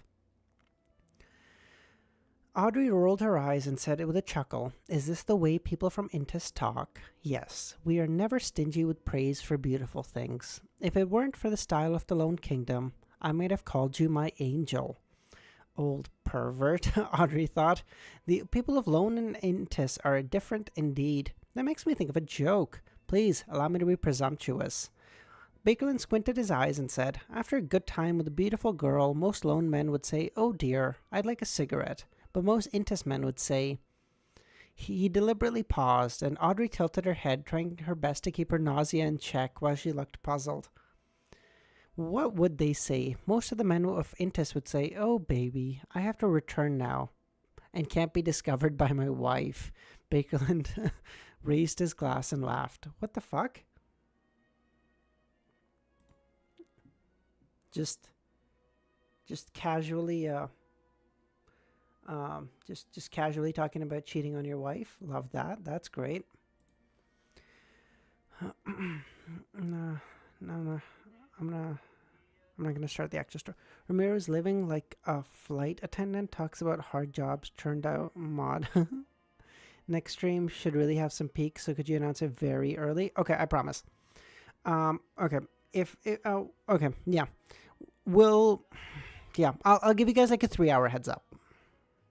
Khaled, we're on 242, I think. 242. Intis people are freaks. Intisians are my people. Or Milos, you're a child. Shut up. People who can laugh at themselves always have an additional charm to them, Audrey said politely. Her beautiful, clear, dark green eyes suddenly turned to look behind the ambassador. I'm sorry, I have a friend who's looking for me. It's a pleasure talking to you, Bakerlin bowed. Audrey moved forward gracefully and didn't look back again. Just as she was considering who she should find as an object of her excuse, a young gentleman approached her and lowered his voice. Audrey, don't be fooled by the ambassador. He's a dirty old man. I don't know how many women he's tricked into his bed. Bakerlin is lustful? This is in line with my observations. That is a weakness, Audrey smiled. Oh my god, Forrest is going to try to seduce him. Oh my god, love that. Or he's going to try to seduce Forrest and they're going to kill him in the bedroom. Oh my god, genius. Next stream should go from... No, that's fine. I've been... what do you think... what do you accept from people who... True. That's true. Well, okay. So okay. Why Force? I knew you two were going to lose it. Okay. I mainly said it as a joke, but in reality, while it was coming out of my mouth, I was kind of walking through the logic of it, and it would kind of work because Audrey said that she's gonna try to get Forrest and Gio's help. Gio looks like a child. Gio's 4'10", looks like she's 14 years old. Okay, so like you just like the idea of her ever being like the what would you say, like the person you would direct to like seduce someone just is disgusting to me. I can't even, right? So not that. So it would logically, and plus Forrest seems like a very pretty woman. So it would make sense that they would try to get him alone and then kill him there. That would make sense. And just while I was saying it, it kind of makes sense. Even if Forrest wanted to assassinate someone, she wouldn't need to seduce them. She would just go through a wall and kill them. He probably has bodyguards all around him, Dr. Z. He's an ambassador. He's probably not just sitting there alone.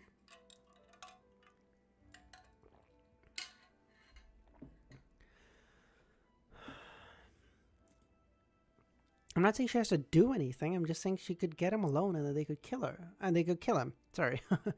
um, Cance, do you have a misconception about me? Goddess, how could I be bewitched by the ambassador? His cologne makes me want to puke. His words are so foul. His taste is like a male peacock.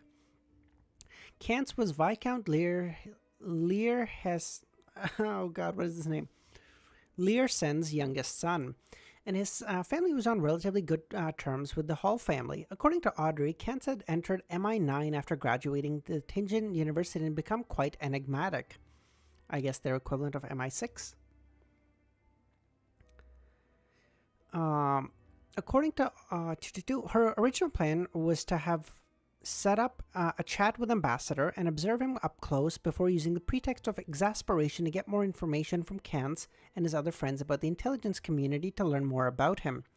To her surprise, she didn't need to seek out Cance, and since he came over on his own and started the corresponding conversation on his own accord. Your feelings are correct. Cance gave a sincere smile. He surveyed his surroundings and whispered, "Besides, Bakerland's a dangerous fellow." Wait, hold on. His bodyguards watch him do it.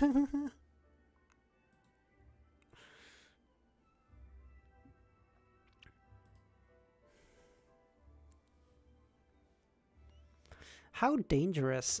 Audrey asked curiously. Have you heard of Beyonders? I know that you've always been interested in such matters. Audrey nodded gently. I know quite a bit, most of it being told by Glaint. Yes, of course. He's Intis's intelligence head in our kingdom. He's done numerous atrocities, but we haven't been able to gather any evidence for his crimes. He's a Sequence 6 conspirer. Who? Hold on. Okay. Sequence 6 conspirer. Nor did he didn't go into detail with an outsider like Audrey, nor did he mention that Conspirer was part of the Hunter pathway. Okay, so I guess I can get confirmation that I guess that's confirmation that it is the Hunter pathway. Okay, dope.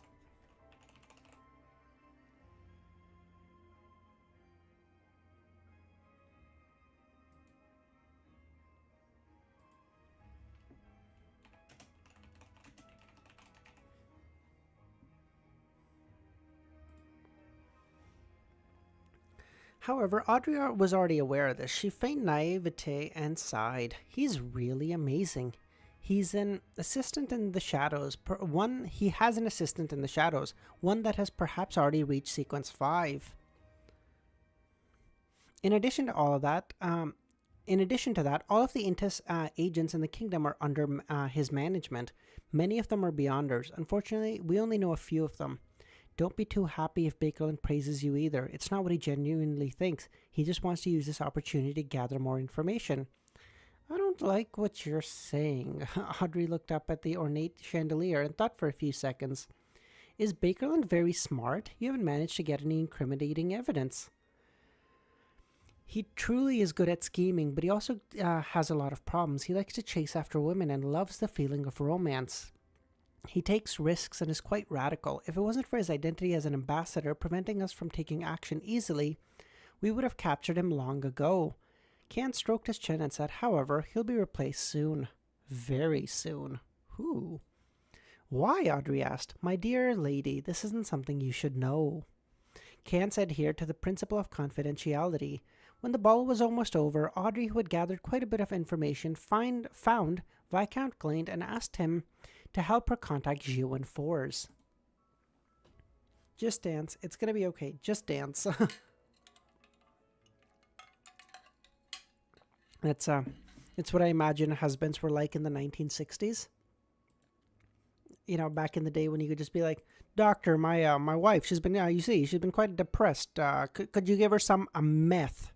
And the doctor's like, "Why, yes, of course. You haven't been you haven't been doing all your marital duties. Here's some methamphetamines that should perk you right up." God. What a fucking wild time.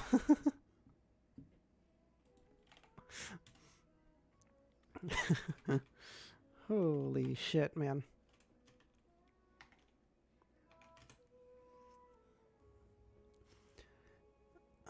Lobotomy. I love how Yark's comment is so simple. It's not like, oh, might I recommend a lobotomy? No, it's just lobotomy.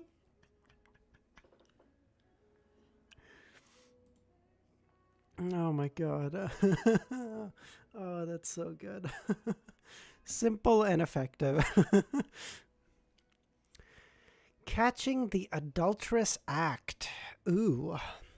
Klein was on Wednesday morning opposite the Coim Company in the Cherwood Borough. Klein was sitting on a wooden bench outside the Gardley. What is this word?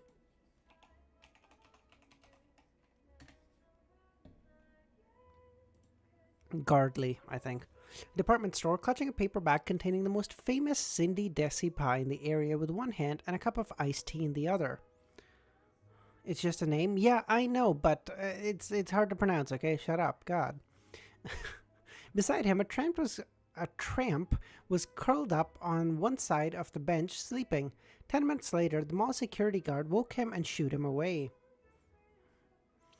Klein wore gold-rimmed spectacles, which didn't provide any vision correction, and a silk top hat. He didn't look much different from most of the gentlemen around him. He idly looked across the street at the Coim Company. He lifted his right hand and took a large bite of the Cindy Desi pie. He felt the rich aroma gush out and fill his oral cavity. The reason why this pie from Desi Bay stood out among the southern pies was that it had a lot of oil and fat, but the meat was chopped into very thin bits. With the fat and lean meat mixed together, it didn't feel too heavy. The rich, meaty juices seeped into the outer crust, neutralizing the dryness and made up for its shortcomings. The wheat fragrance was clearly brought out, and the small pieces of the crushed apples were used to stimulate appetite with only a slight sour and sweet taste while neutralizing the oily taste. By the way, sorry, Romero, you said the next stream should be 45 to 53, or was it 46? What was it? I'm still farming Wuthering Waves on the second monitor. In fairness, I do have Formula 1 pulled up on the second monitor too, so I can't judge him too harshly at the moment.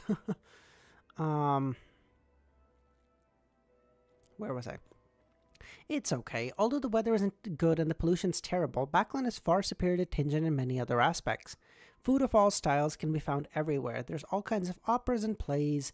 They can be enjoyed as long as one isn't afraid to spend money. Although I might not necessarily eat or partake in such entertainment, I have the option at the very least. That is the advantage of a big city. 246. Thank you, Milos. Klein raised his sweet tea and took a sip. He never took his eyes off the Coim Company entrance for that £10. He had been sitting there since 8 in the morning. Even his breakfast was bought on the way there. Hold on. Were we told that this were we told anything about this contract? Because I feel like I don't remember anything about this contract. I feel like I just remember them saying like, oh, I need help by Mrs. Sammer's friend, and then nothing beyond that. Hold on. I'm not missing this, right?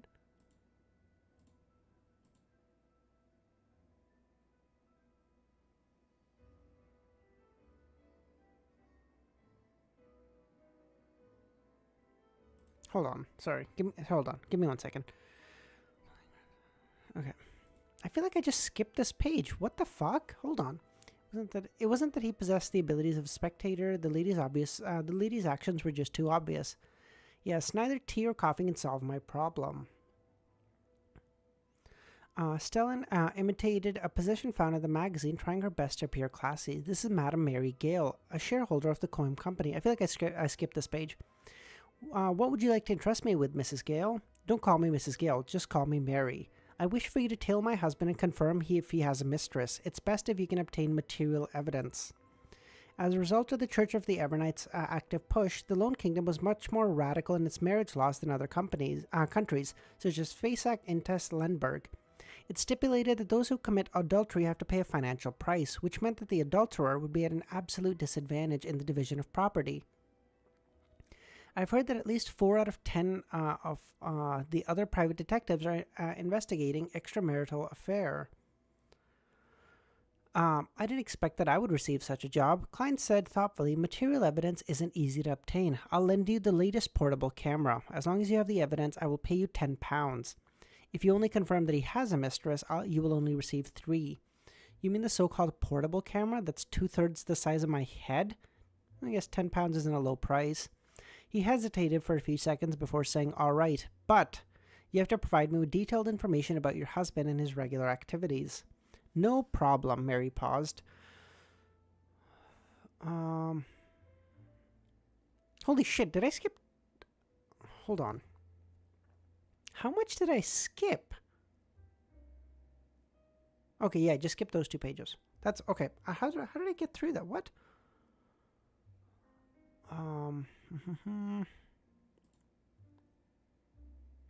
Yeah, sorry about that, guys. I guess even for me, trying to watch Formula One, keep up with chat, make sure the stream isn't having a goddamn stroke, and read is a little overwhelming, even for me. Of course, for most private detectives, a commission of £10 was absolutely enviable business, equivalent to about 3 weeks' salary for a member of the middle class. According to the information provided by Mary Gale, her husband was currently the first manager of the coin company and was Luke Sammer's superior. However, their shares of the coin company came from Mary's father, and Mary had inherited it. One of the immediate reasons she suspected her husband was having a mistress was that an employee at the company divulged to her that Doragu Gale would leave the office on a Wednesday and Friday morning alone and would only return in the afternoon. In addition, he would leave work early for 2 days a week, and Mary had never seen her husband return home before 7. After breakfast, Klein waited another hour plus before seeing his target walk out of home. He was wearing a black top hat, a double-breasted tweed coat, and a standard bow tie. He was slightly fat, with yellowish temples, slightly brownish eyes, and a slightly long face. Doragu Gale. Can you tell me? Nightwalker, I will let you know, man. It'll be anywhere from like 5 to 6 hours from now to like 10 hours. I plan to. My plan is to stream a little early, like around in 5 or 6 hours.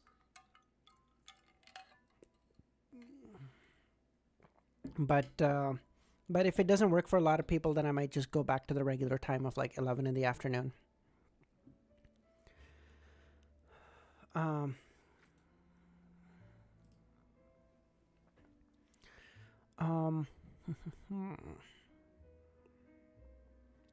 Doragu Gale, he silently recited his target's name, stood up, picked up his cane and his heavy portable camera, and crossed the road.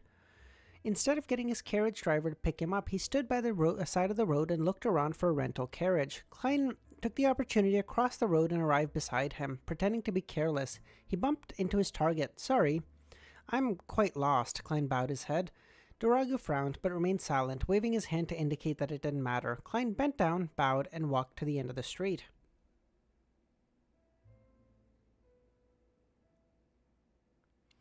Sorry, hold on. I don't know why he changed it again. He should announce stream early, like the volume 1 ending stream. Okay, I'm sorry. Okay, generally I have a pretty good schedule, dude. Come on, hold on. Okay, so let's just figure this out now. Okay, so 2 options, okay? This stream is gonna end in give or take about a half hour, okay? Give or take. So I can either stream in like let's say 5 hours. I can either stream in 5 hours, 5.5 from now, let's say 5.5 from now, because I was not adding the half hour for now. Okay, so I can either stream in 5.5 hours from now, or I can stream in, I just mean announce it because next stream's really good. Oh, next stream's really, okay, if it's really good, okay. Or I can stream in about 9.5 hours. Those are the 2 options. 5.5 or 9.5. You guys can decide. Hold on, I'll just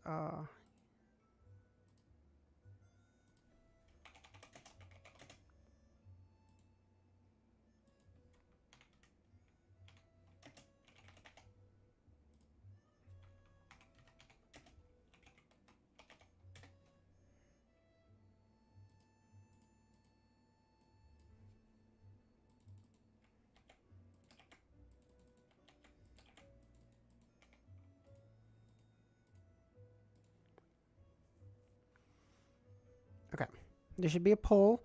You guys can do that, and then we'll go from there. Okay, we'll just do it that way. Okay.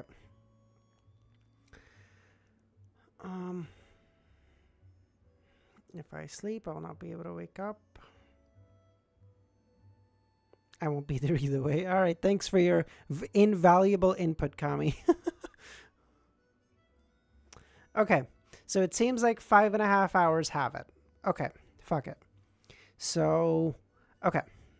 Okay, so we'll do it in 5.5 then. Dope. Sorry, Dr. Z, I know you'll miss that. I apologize.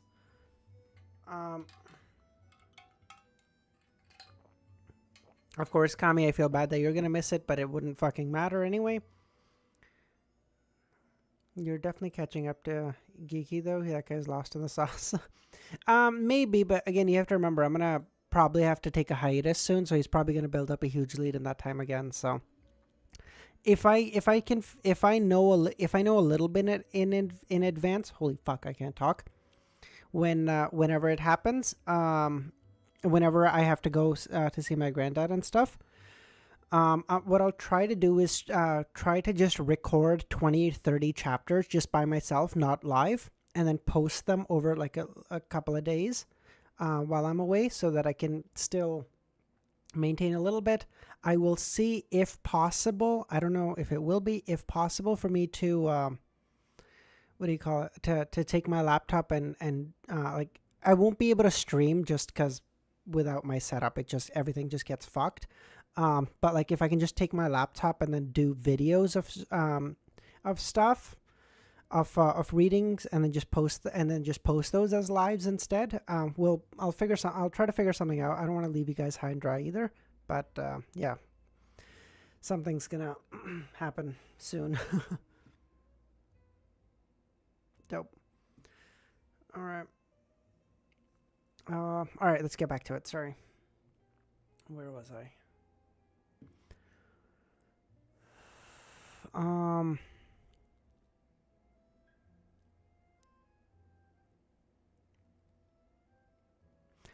Sorry, I'm quite, no. Klein bent down, bowed, and walked to the end of the street. Yeah, we're good. He didn't run into Doragu in order to steal his belongings and use the dowsing rod to track him. That would have been too easily noticeable. Instead, Klein had only done one thing when he collided with Doragu. With the help of his ability as a clown, he slipped a spare button into one of his pockets of Doragu's double-breasted coat. Going around the corner, he stopped and looked back in time to see Doragu board a rental carriage. Klein was in no hurry to tail him. He just patiently waited a few minutes before slowly getting into another horse and telling the carriage driver, "Just go according to my directions. Head to the end of the street first." All right, the driver didn't ask why. Inside the carriage, Klein leaned his cane and began performing a divination. However, his divination statement wasn't directed at Doragu. Instead, it became the whereabouts of the spare button of my clothes. What's the purpose?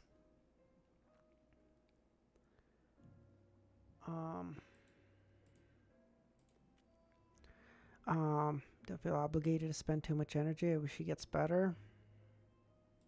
Yeah, no, I hope so. I hope so too, doctors. Yeah. Doctors are saying it's kind of a hit or miss. Sorry, I don't mean to get too like down and downbeat or whatever, but the thing is, it's just like he's not sick or anything. It's just old age, and he's like slowly withering away. It's like the doctors are like, he's fine. I just can't give you any estimate because he's not sick. There's nothing wrong with him. It's just his old age. His body's just starting to deteriorate. So yeah, I don't know. Is your grandfather in another state? Yeah, he lives with with my brother uncle. So yeah, I'm gonna have to go. I'll go see him, visit him. Hopefully, just go visit him for a bit and make sure he's doing okay and everything. Worst case scenario, funeral preparations and all that stuff. But again, I hope not. Nothing wrong with it. Just okay. That was a good segue, Kami. I appreciated that. Thank you. Shit.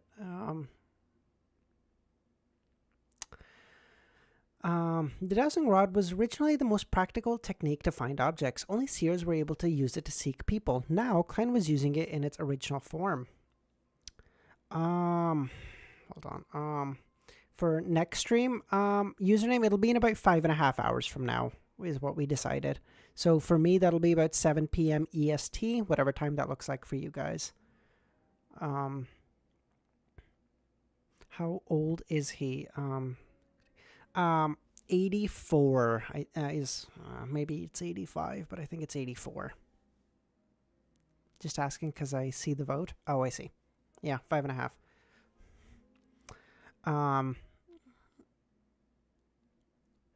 The poll is still there. Yes, I should probably end that. That's a good point. End poll. Yes, thank you. I forget that that's... Sorry, I'm still getting used to this stuff, okay? I promise I will get to it eventually. I will eventually be a competent streamer. God, that's an oxymoron if I've ever heard one. Never mind, I'm not going to be that.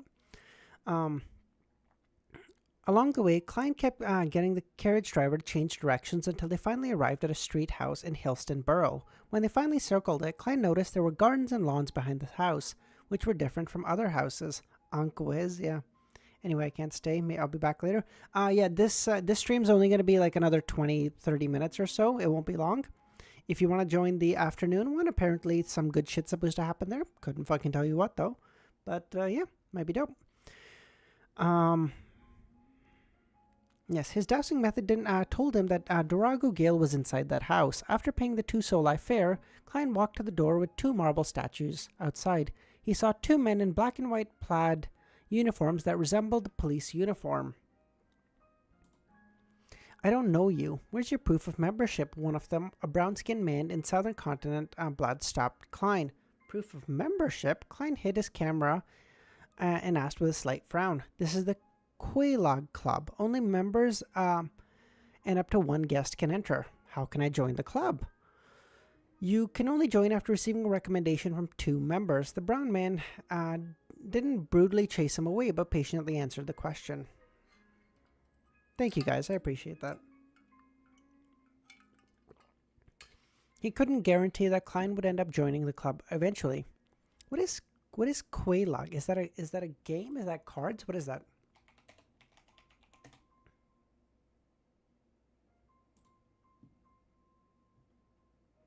Is that game? Is that cards? Is that pool? What is no, pool is still billiards. I don't know.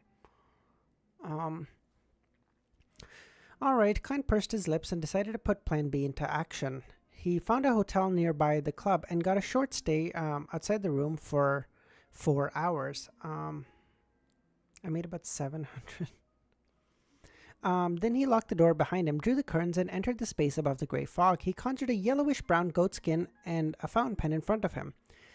Taking a deep breath, Klein wrote down the exact divination statement, the whereabouts of the spare button of my clothes. This time, he didn't use the dowsing rod, but a dream divination. My God, this is a long chapter, I will say.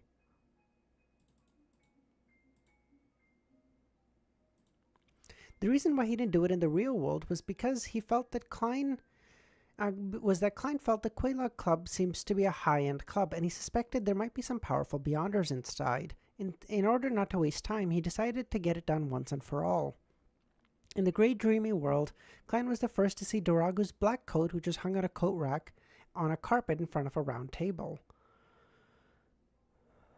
Today, instead of Coke, I have cream soda. The scene zoomed out, and the sight of a romping man and woman entered Klein's eyes. The man was Durago Gale, and the woman had a shimmering blonde hair who looked rather young. She was in her early 20s at most. The pained expression with her knitted eyebrows does look rather I don't know what that word is. Why am I always seeing scenes like this? Klein covered his eyes and woke up. Sorry, what is that word? Coquettish? Behaving in a manner... Coquettish. Coquettish. The fact that Durago has a mistress is confirmed, but how do I get material evidence? By responding to my own prayers, but this is limited to what I can do with my own body.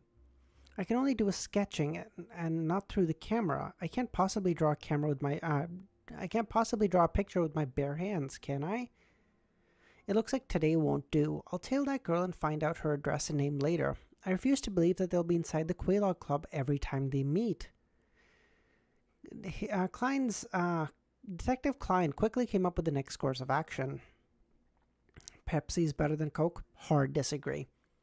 Just as he was about to leave the mysterious space above the grey fog, he suddenly thought of something. He decided to take the opportunity to divine if the iron black threadworm which infiltrated his room was in control of the Beyonder of the Seer pathway. He didn't do so before because he felt the relevant information was too scarce, and it was too difficult to create something out of nothing, which would have resulted in a failed divination. It would have been the same if he was above the grey fog. Furthermore, he had various matters to divine the few times he came above the grey fog, and he didn't have the capacity to bother with such questions. Now he was free. He decided that it wouldn't hurt to do a divination. As for the question of whether it was too risky to contact Azek, he already divined it. The answer was that it was risky, and not something trivial, so he could only do it as a last resort. After writing the corresponding dream divination statement, Klein removed his silver chain from his sleeve, allowed the topaz to hang over the paper. The iron black threadworm that snuck into my room was controlled by a Beyonder of the Seer pathway.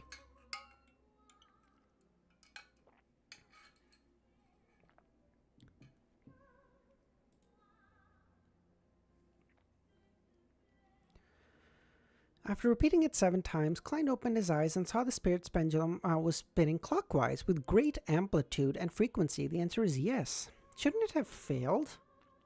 Klein didn't expect to obtain such an answer. According to his seer instinct, such a divination was likely to fail. Why? He frowned and thought for a second before deciding to switch to another method of divination and target. He wanted to directly divine the controller using the dream divination. This time, Klein saw nothing in his dream and couldn't get the corresponding revelation about the Seer pathway. That's more like it. He muttered and thought back to the prior divination and fell back into deep thought.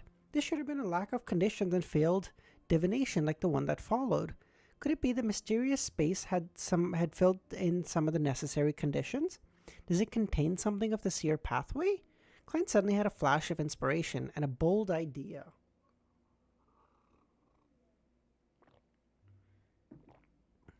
Perhaps the mysterious space above the grey fog had something to do with the pathway of the Seer.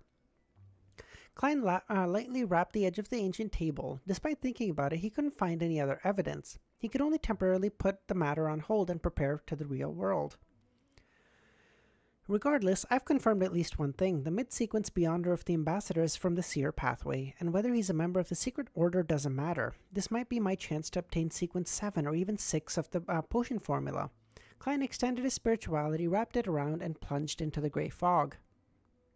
Meanwhile, in Viscount Glaine's study, Audrey let the master of the study guard the house while she looked at Geo and Fours. I need your help with a mission. What mission? Geo's eyes lit up as she could smell the ink of the bills. Assassinate the Intis ambassador of the Lone Kingdom, Bakerlin Jean Madan. Good lord. That is also a long chapter.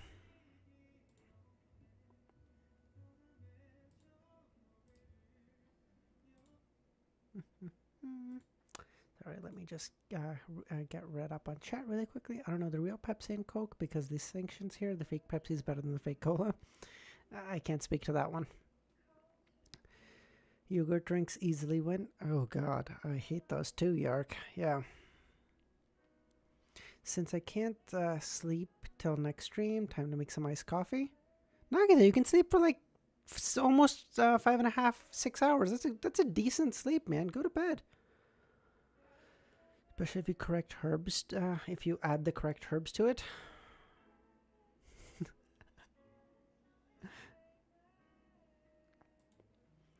Hold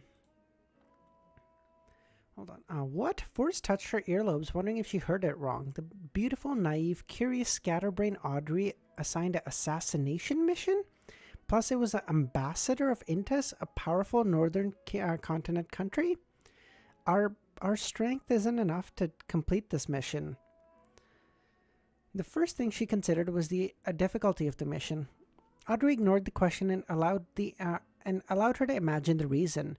She simply said, "I'm not asking you to take the job. I wish for you to find a Beyonder with the strength to complete it. For example, Mr. A, I'll pay you £4,000 for this. Of course, that's only my initial offer. The details are negotiable. If it eventually succeeds, I'll pay you 500. Even if the mission ends up failing, you'll receive 200 due to the risks you undertook." Her uninvested annuity and the rest of the bounty was around £13,000. However, any large utilization of it would certainly attract the attention of Earl Hall, and even the Varvat Bank would investigate. She had calculated that £5,000 was the tipping point, and it was best not to exceed it. £4,000. Geo heard her own heavy breathing, but she quickly became depressed, knowing full well that she couldn't complete the mission herself.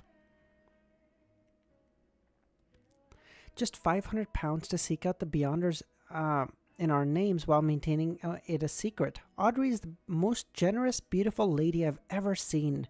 Geo quickly returned to reality. While feeling enticed, Forrest's mind was filled with questions. Why would she delegate such a mission? Is there internal strife among nobles? Is this a precursor to war? Is Earl Hall representing some important figure in a bid to make the situation chaotic?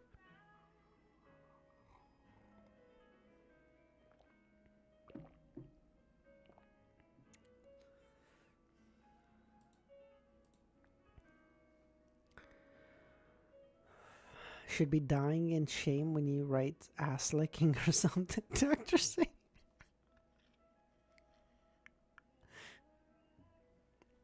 The duo quickly contacted Mr. A using the previously agreed upon method. At 3 in the afternoon, when the rare sunlight shone through the fog and lit up the entirety of Backland, they arrived at the house where they had previously participated in gatherings. There they saw Mr. A sitting with his legs up and his hood over his head. He gave off a condescending air.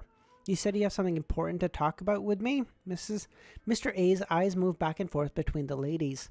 "I heard that some female Beyonders would use their bodies to trade for potion ingredients with Mr. A. He's really a pervert. There's a large transaction. I wonder if you're interested." Mr. A scanned Geo's face and chuckled. "Tell me, what's this large transaction?" "Assassinate the Intis Republic of the Lone Kingdom, Bakerlin Jean Madan." Mr. A fell silent, but his expression was obscured by the shadow of his hood. Geo and Force couldn't guess what he was thinking.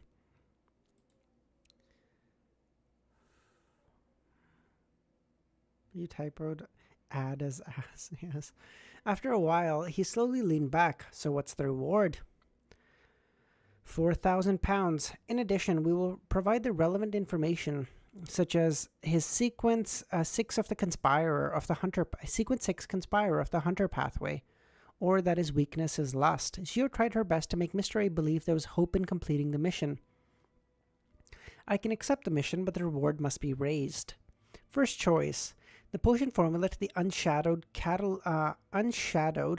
cataclysmic interrer, prophet, or manipulator." Hold on. So I know unshadowed, but I don't know the rest. Hold on.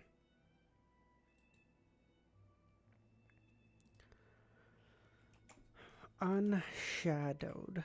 Sequence 4 of the Bard for Bard 1. Cool. Cataclysmic. No, I don't have anything for that. Okay. So those ones are going.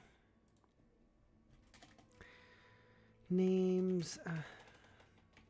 Sequences mentioned by Mr. A. Unknown pathways or numbers. Cataclysmic interrer. What is interrer? Interrer is one that inters.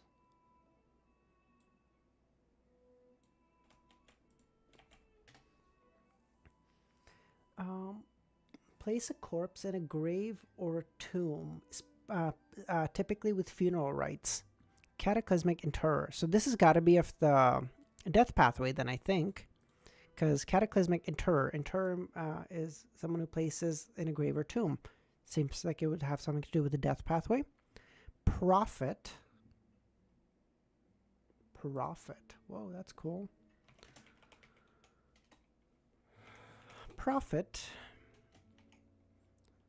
and manipulator.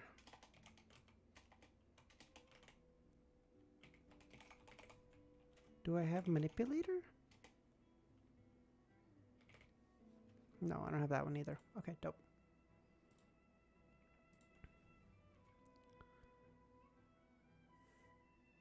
They're probably the same level as Unshadowed. That's a reasonable deduction. I appreciate that.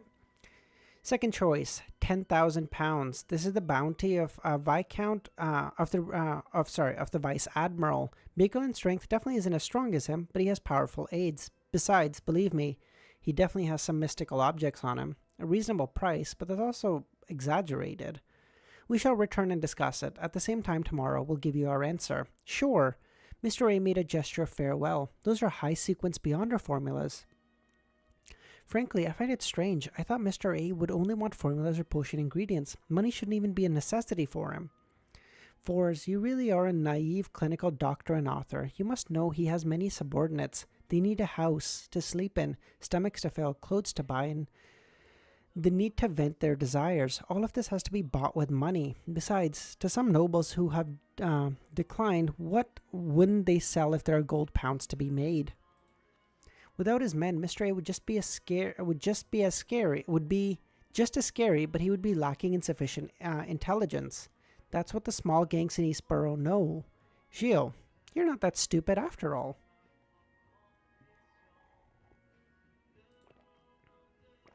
That's mean. Why would you think Gio's stupid? Hold on. Sorry, give me 1 second.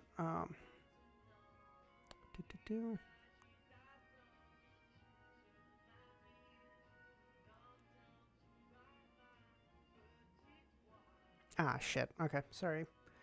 Okay, sorry about that. Fuck.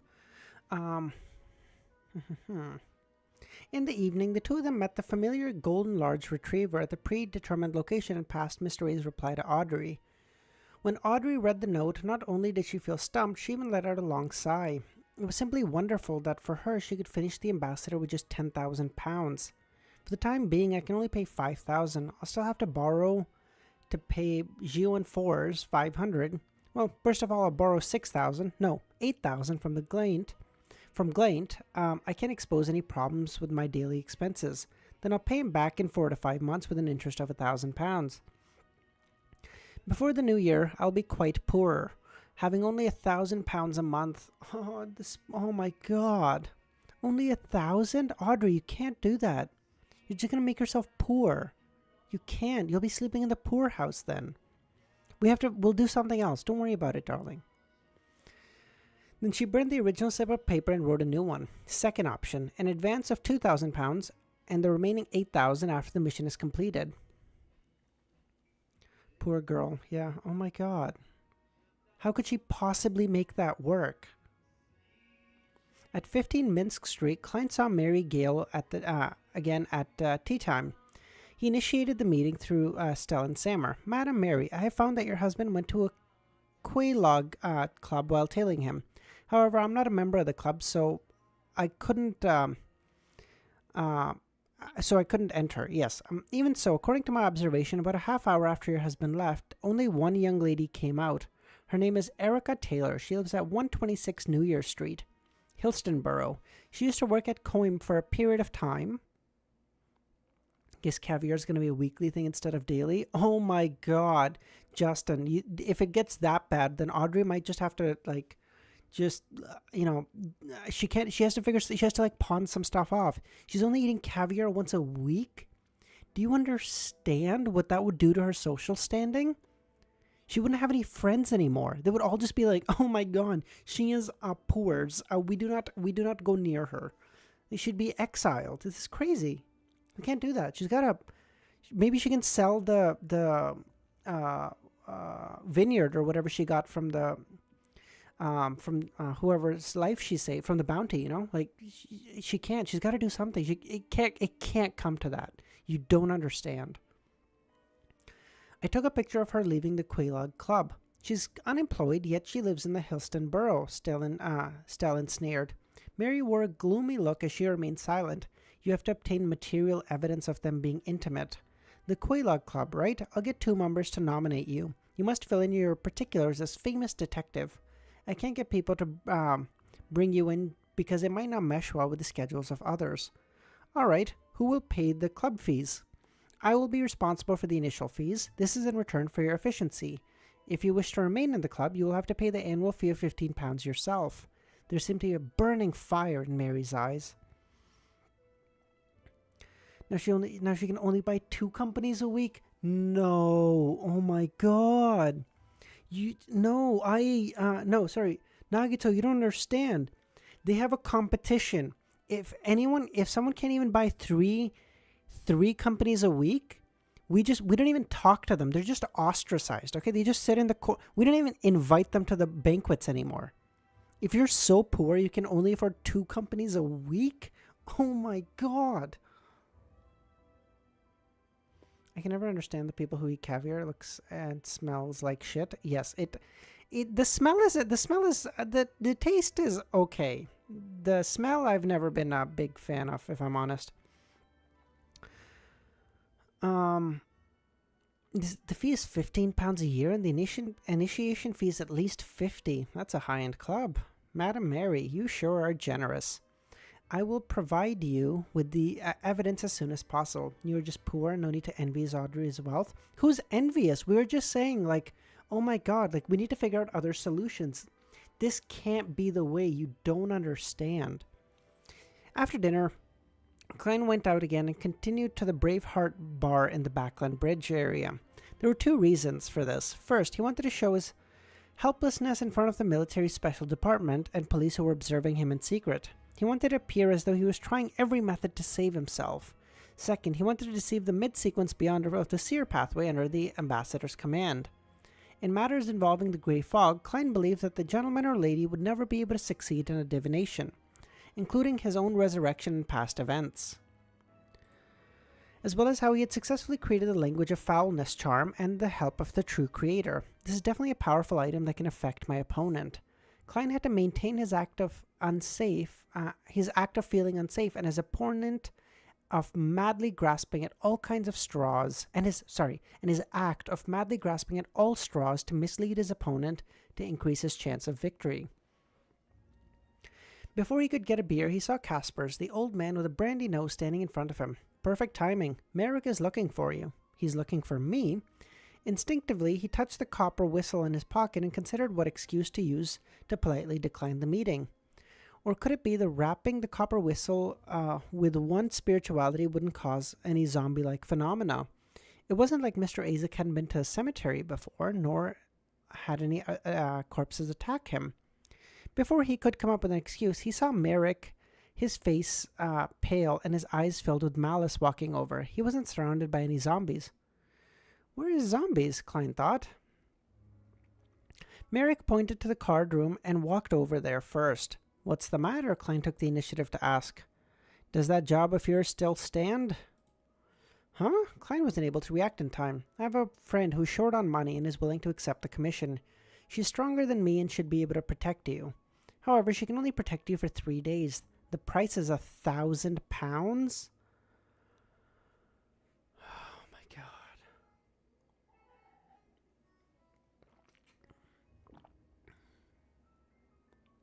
That's wild. £1,000. I remember when Easy started reading Lord of the Mysteries and read Moretti as Moriarty.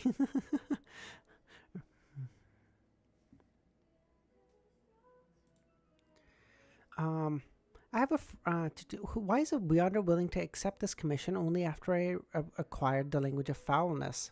But this is good as well. I'll be able to confuse his Beyonder. After he painstakingly defeats Merrick's friend, my chances will become extremely high.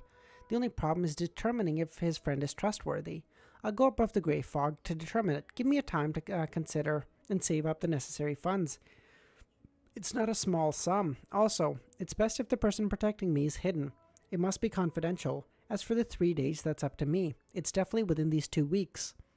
Of course, the seer would definitely be aware of it, Klein silently added. 10,000... $100,000 for a 3-day bodyguard. That's some money, man. That's some Jeff Bezos money that person's making. As for money, he had already considered it from the beginning. If selling Merceau's Beyonder characteristic wasn't enough, he could just ask Miss Justice. After all, he knew he had made the preparations. Miss Justice doesn't have any money, dude. Roselle's diary still had a lot of knowledge that could be sold. Of course, if the price was simply unacceptable, he could forego it. Now, although Merceau's Beyonder characteristic had become the language of foulness charm, I still have Miss Justice. She still owes me money needed for Sequence 8 Light Suppliant, as well as the intelligence regarding the Secret Order. Combining those, £1,000 would be enough. Sorry, I know I've asked this before. 2:45. Am I doing this stream or the next one? What are we doing? Holy shit, this is a long chapter. Fuck.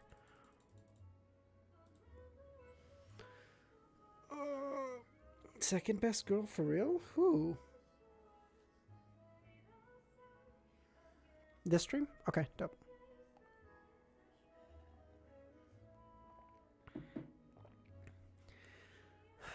Back home at 15 Minsk Street, Klein was in no hurry to head above the grey fog to perform a divination. Instead, he acted as though nothing had happened. In the process, he heard an illusory prayer and vaguely recognized it as a woman's voice. After experiencing the ravaging murmurs of the two creator, my ability in this aspect has improved a little. Klein turned his newspaper while engrossing himself in thought and settled himself in the reclining chair in a motionless, half-slumped state. We're talking about the bodyguard? I figured, yeah. He waited until the clock nearly struck 10 before putting down what he was doing and went to the bathroom on the second floor to clean himself up. Entering the bedroom and pulling the curtains shut, Klein went above the grey fog. He saw the crimson star, symbolizing justice, was constantly expanding and echoing with prayers. Klein spread out his spirituality and made contact. Dressed in a white silk nightgown, Justice appeared in front of him. Her figure was blurry, as if she was in bed. Ambassador Bakerland is a Sequence 6 conspirer of the Hunter pathway. He's suspected to have a Sequence 5 assistant. After I've obtained detailed information, I got someone to inquire Mr. Ray. He has agreed to accept the assassination for £10,000 or the potion formula of Unshadowed, Cataclysmic Interrer, Prophet, and or Manipulator. They do not need to be complete. A portion of the formula would suffice. I chose the former and paid an advance of £2,000. Mr. Fool, was my decision correct? £10,000? The corner of Klein's lips twitched. The Sequence 5 assistant should be the Seer pathway infiltrator. The first thing that should be done is to overestimate the enemy. Would Mr. A have the ability to do it? Would he neglect the job after taking the money? Cataclysmic, Interrer, Prophet, Manipulator, or Unshadowed are highly likely Sequence 4s, the threshold of a high Sequence Beyonder. It's likely that Mr. A is one of the 22 oracles of the Aurora Order. To be stationed in the capital of capitals, Backland, means he's only second to the 5 saints of the Aurora Order's upper echelon. He must be the cream of the crop among oracles.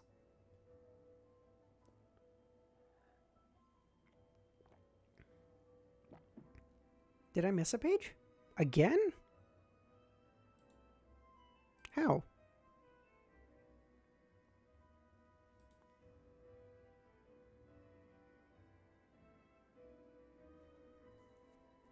No. What did I miss?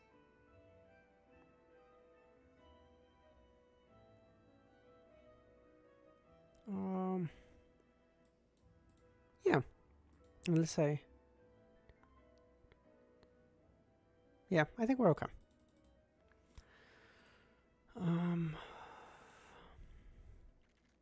The Aurora Order wields a secret suppliant pathway, which is the direct route to the true creator. Dr. Misinformation. As an oracle, he has the high probability of being a beyonder of this sequence chain. Based on Backland's position, it can be inferred he's a Sequence 5 shepherd. Of course, he could also be a Rose Bishop that's one sequence lower, but that would mean that he's more outstanding in other aspects, such as his intelligence. Hold on, let me just make sure I have that right.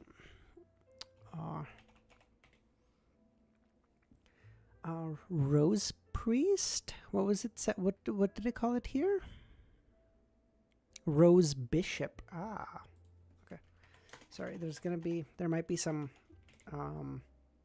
translation differences, so I'm just going to try adjusting my notes when I have time. I have to remind Miss Justice that she shouldn't have too many interactions with Mr. A. The Beyonders of the Secret Suppliant Pathway are either already lunatics exhibiting abnormalities or lunatics who have hidden their insanity well.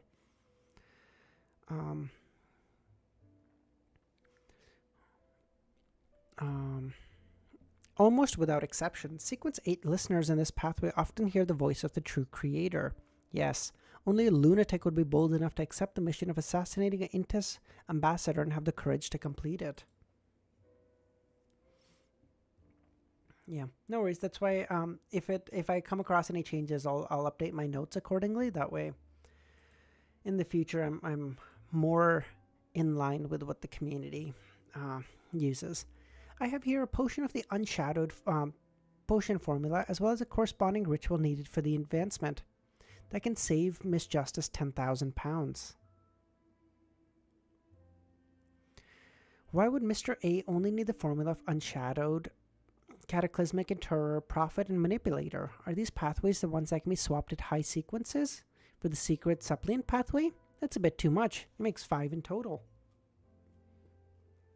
Unshadowed is from the EBS. Cataclysmic Interrer sounds like the Lord of Storm or maybe the Evernight Goddess? Yeah, I would think the Death Pathway. I previously determined that EBS, Lord of Storm, God of Knowledge, and Wisdom have pathways that are relatively similar. Therefore, they view each other with animosity. From the looks of it, Cataclysmic Interrer belongs to the Lord of Storm and is sequence 4 of this Sailor Pathway. I'll adjust my notes according to that, but I'll put it that it's conjecture.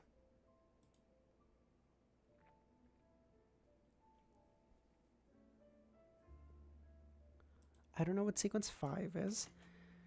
4, inferred by Klein to be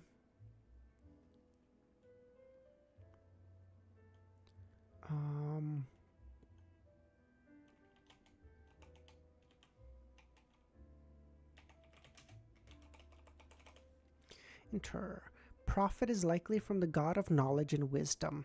God of Knowledge and Wisdom. Which pathway is that?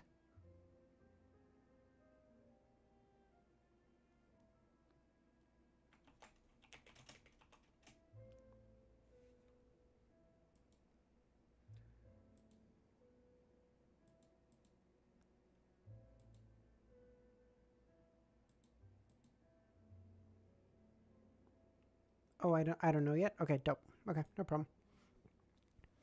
But which pathway does manipulator lead to? It'll be interesting if they can all be exchanged with a sequence according to the corresponding to the true creator. Yes, I can't give the unshadowed formula to Mr. A, not even a portion. The Aurora Order members are all lunatics who are always looking for opportunities to take revenge on the Earth to the detriment of public safety. Items of strategic importance can't be traded with them. This isn't a question of the bottom line, it's a question of my own safety. Once the time is ripe, those lunatics from the Aurora Order might sacrifice the entire city. Let Miss Justice spend £10,000. Part of it includes the payment she would give to my blessed. My blessed? Is that my adorer? Is that the translation? Is that the different translation for my adorer? The rest can be made up with her knowledge. I already know. Klein reached out and pinched his cheek. He didn't reply to Justice immediately. Instead, he conjured a pen and paper ready to make a divination. Oh, yes. Okay. Klein had no idea who Merrick's friend was. He could only tell from the pronoun she that the person was a woman. Failure was inevitable if he wanted to directly divine the reliability of the person in question. However, Klein could make an indirect divination regarding his own safety, which would have a much higher success.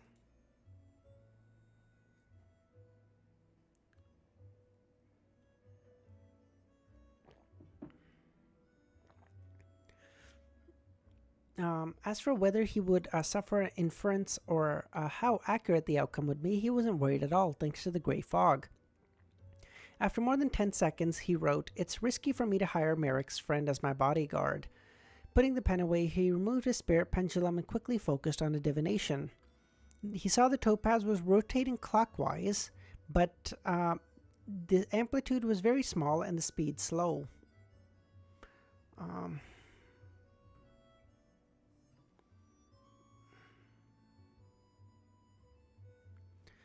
There's a certain risk, but it's quite low. Reliable. Klein nodded and changed the divination about Mr. A. Changed the divination to divine about Mr. A. Similarly, he had no direct contact with Mr. A, and all he knew was based on descriptions and inferences. It was difficult to find out whether or not he was capable enough or willing to keep his promise. All he could do was indirect divination. As an excellent seer, he determined the direction that was to divine Ambassador Bakerland. This ambassador had relatively more connections with him, and the information he knew was more detailed. Klein knew very well that the other party involved, as well as divination target, were no problems. Bakerland Jean Madan will have his life threatened by Mr. A. To prevent it from failing, he tried his best to make the words vague in this low-confidence divination and didn't require a definitive answer. This time, he saw the spirit pendulum rotating clockwise, but it had become faster and the amplitude had increased. It means he will attempt to complete the mission, and there's a good chance of success. He began to respond to Miss Justice's prayer. "Sure, there's no problem with your decision. You must not show yourself when entrusting the mission. My blessed wishes for £1,000 for his activities. It will be done in the same way as before. It would be best if it can be completed by tomorrow. This will be payment for the light suppliant formula. You do not need to seek out news regarding the secret order any further. However, if you obtain any relevant information, I will trade with you." After learning the infiltrator was a Beyonder in the Seer pathway, Klein's need for information had become less urgent. He originally wanted to ask for more than £1,000, but considering how she just had to pay £10,000 to assassinate the ambassador, it was likely that her finances were stretched to the limit. Therefore, he could only ask for the bare minimum. After doing this, Klein didn't linger and immediately returned to the real world. Audrey was holding a music score and humming a melody. The red moon was faintly discernible outside the window. Suddenly, a thick fog appeared in front of her. A figure seated on a low ancient table looked and spoke in a low voice. Audrey let out a breath of relief after hearing Mr. Fool's response. She wasn't as nervous as before. £1,000. My debt to Mr. Fool is close to being paid off. I feel so much better. Although she only had £1,000 to spend for a considerable period of time, being put in a tight financial situation, all she needed to do was grit her teeth and squeeze out £1,000, and squeezing out £1,000 wouldn't be a problem. I'll borrow more from Glaint and drag it out with more installments. Audrey had quite a good education in finances. After all, her father was a powerful banker. At noon on Thursday, Klein heard another illusory prayer, and then confirmed the money had been deposited into the account. The bank's reconciliation and liquidation done in Backland could be done the same day, meaning that from Friday, Klein would be able to withdraw the money from any Backland branch in the city. Good Lord, I'm clearly starting to reach the limits of how much I can talk. After lunch, Klein once again saw Mary Gale. She led him outside the Quelaag Club where the two members were waiting. Ramiro's getting bullied. He's fine. I'm trying to do all I can before my trial. Do you have a scheduled trial, or are you just anticipating you will eventually have one, Nagito? One was a well-known surgeon, Aaron Saris, and the other was an aristocratic equestrian teacher, Talam Dumont. After greeting each other, the lanky and somewhat aloof doctor wearing gold-rimmed glasses entered the club first, leaving the equestrian teacher, who had short brown curly hair, to converse with Klein amidst smiles. If it wasn't for Mary mentioning you, I wouldn't have known that Backland had an additional outstanding detective join its ranks. If there's something I need in the future, I'll look for you. Then let me thank you in advance. He has one, but Prosecutor Red is busy. What's the is it again for spoilers, or what's it for?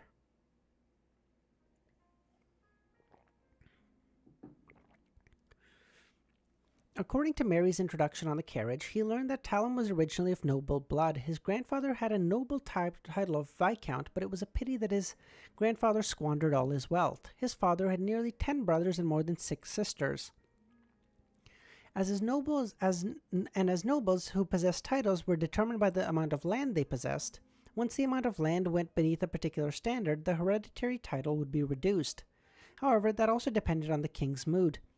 Talon was unlike the other children of nobility who could obtain a considerable sum of money when they reached adulthood.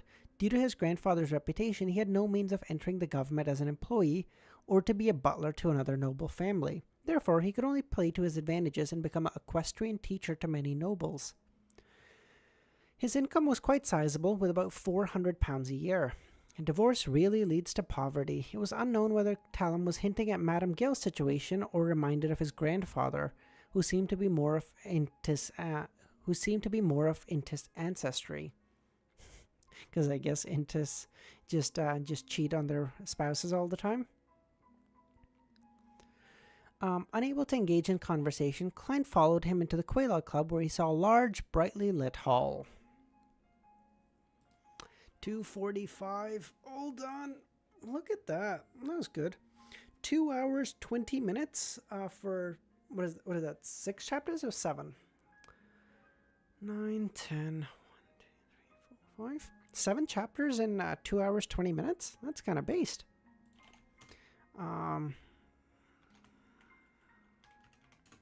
132 minutes divided by 7 chapters. 18 minutes a chapter? Holy shit. We are cooking, boys. At this rate, we're gonna... Oh, artwork. Yes.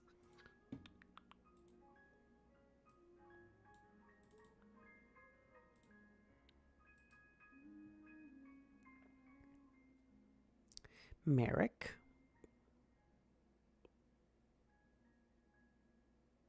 He looks much more put together than I would imagine for someone who's playing cards with zombies. Cool. Force, I guess? No, not what I meant to do. For fuck's sakes. Oh, yeah, Force, because she's going through the wall. I see. Oh, I see. Hold on. Sorry. Hold on. Yeah. He looks much more put together for someone who was playing with cards with zombies. Interesting. Fours. Very nice. I'm not sure who did this, but very nice. Okay.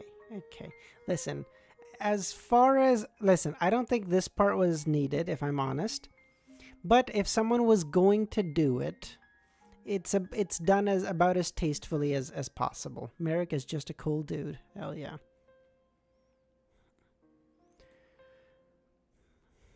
Four's wall. Very nice. My lord. She is very pretty. Very nice. Yeah. Those were nice. Wait, what? What am I insinuating? What did I say? I didn't insinuate a damn thing. I said everything I meant to.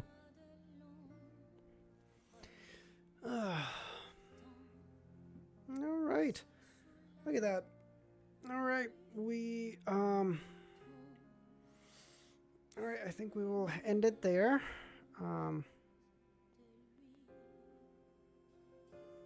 It's down bad. We got him in 4K. Bro, what did I do? Ian. Oh, what a cute little boy. He does look... Red eyes. Red eyes. That's always so interesting to me. Keeps DMing. Username, I'm sure... I will check out username's DM later, okay? It's fine. Don't worry about it. Like that, he looks like such a baby.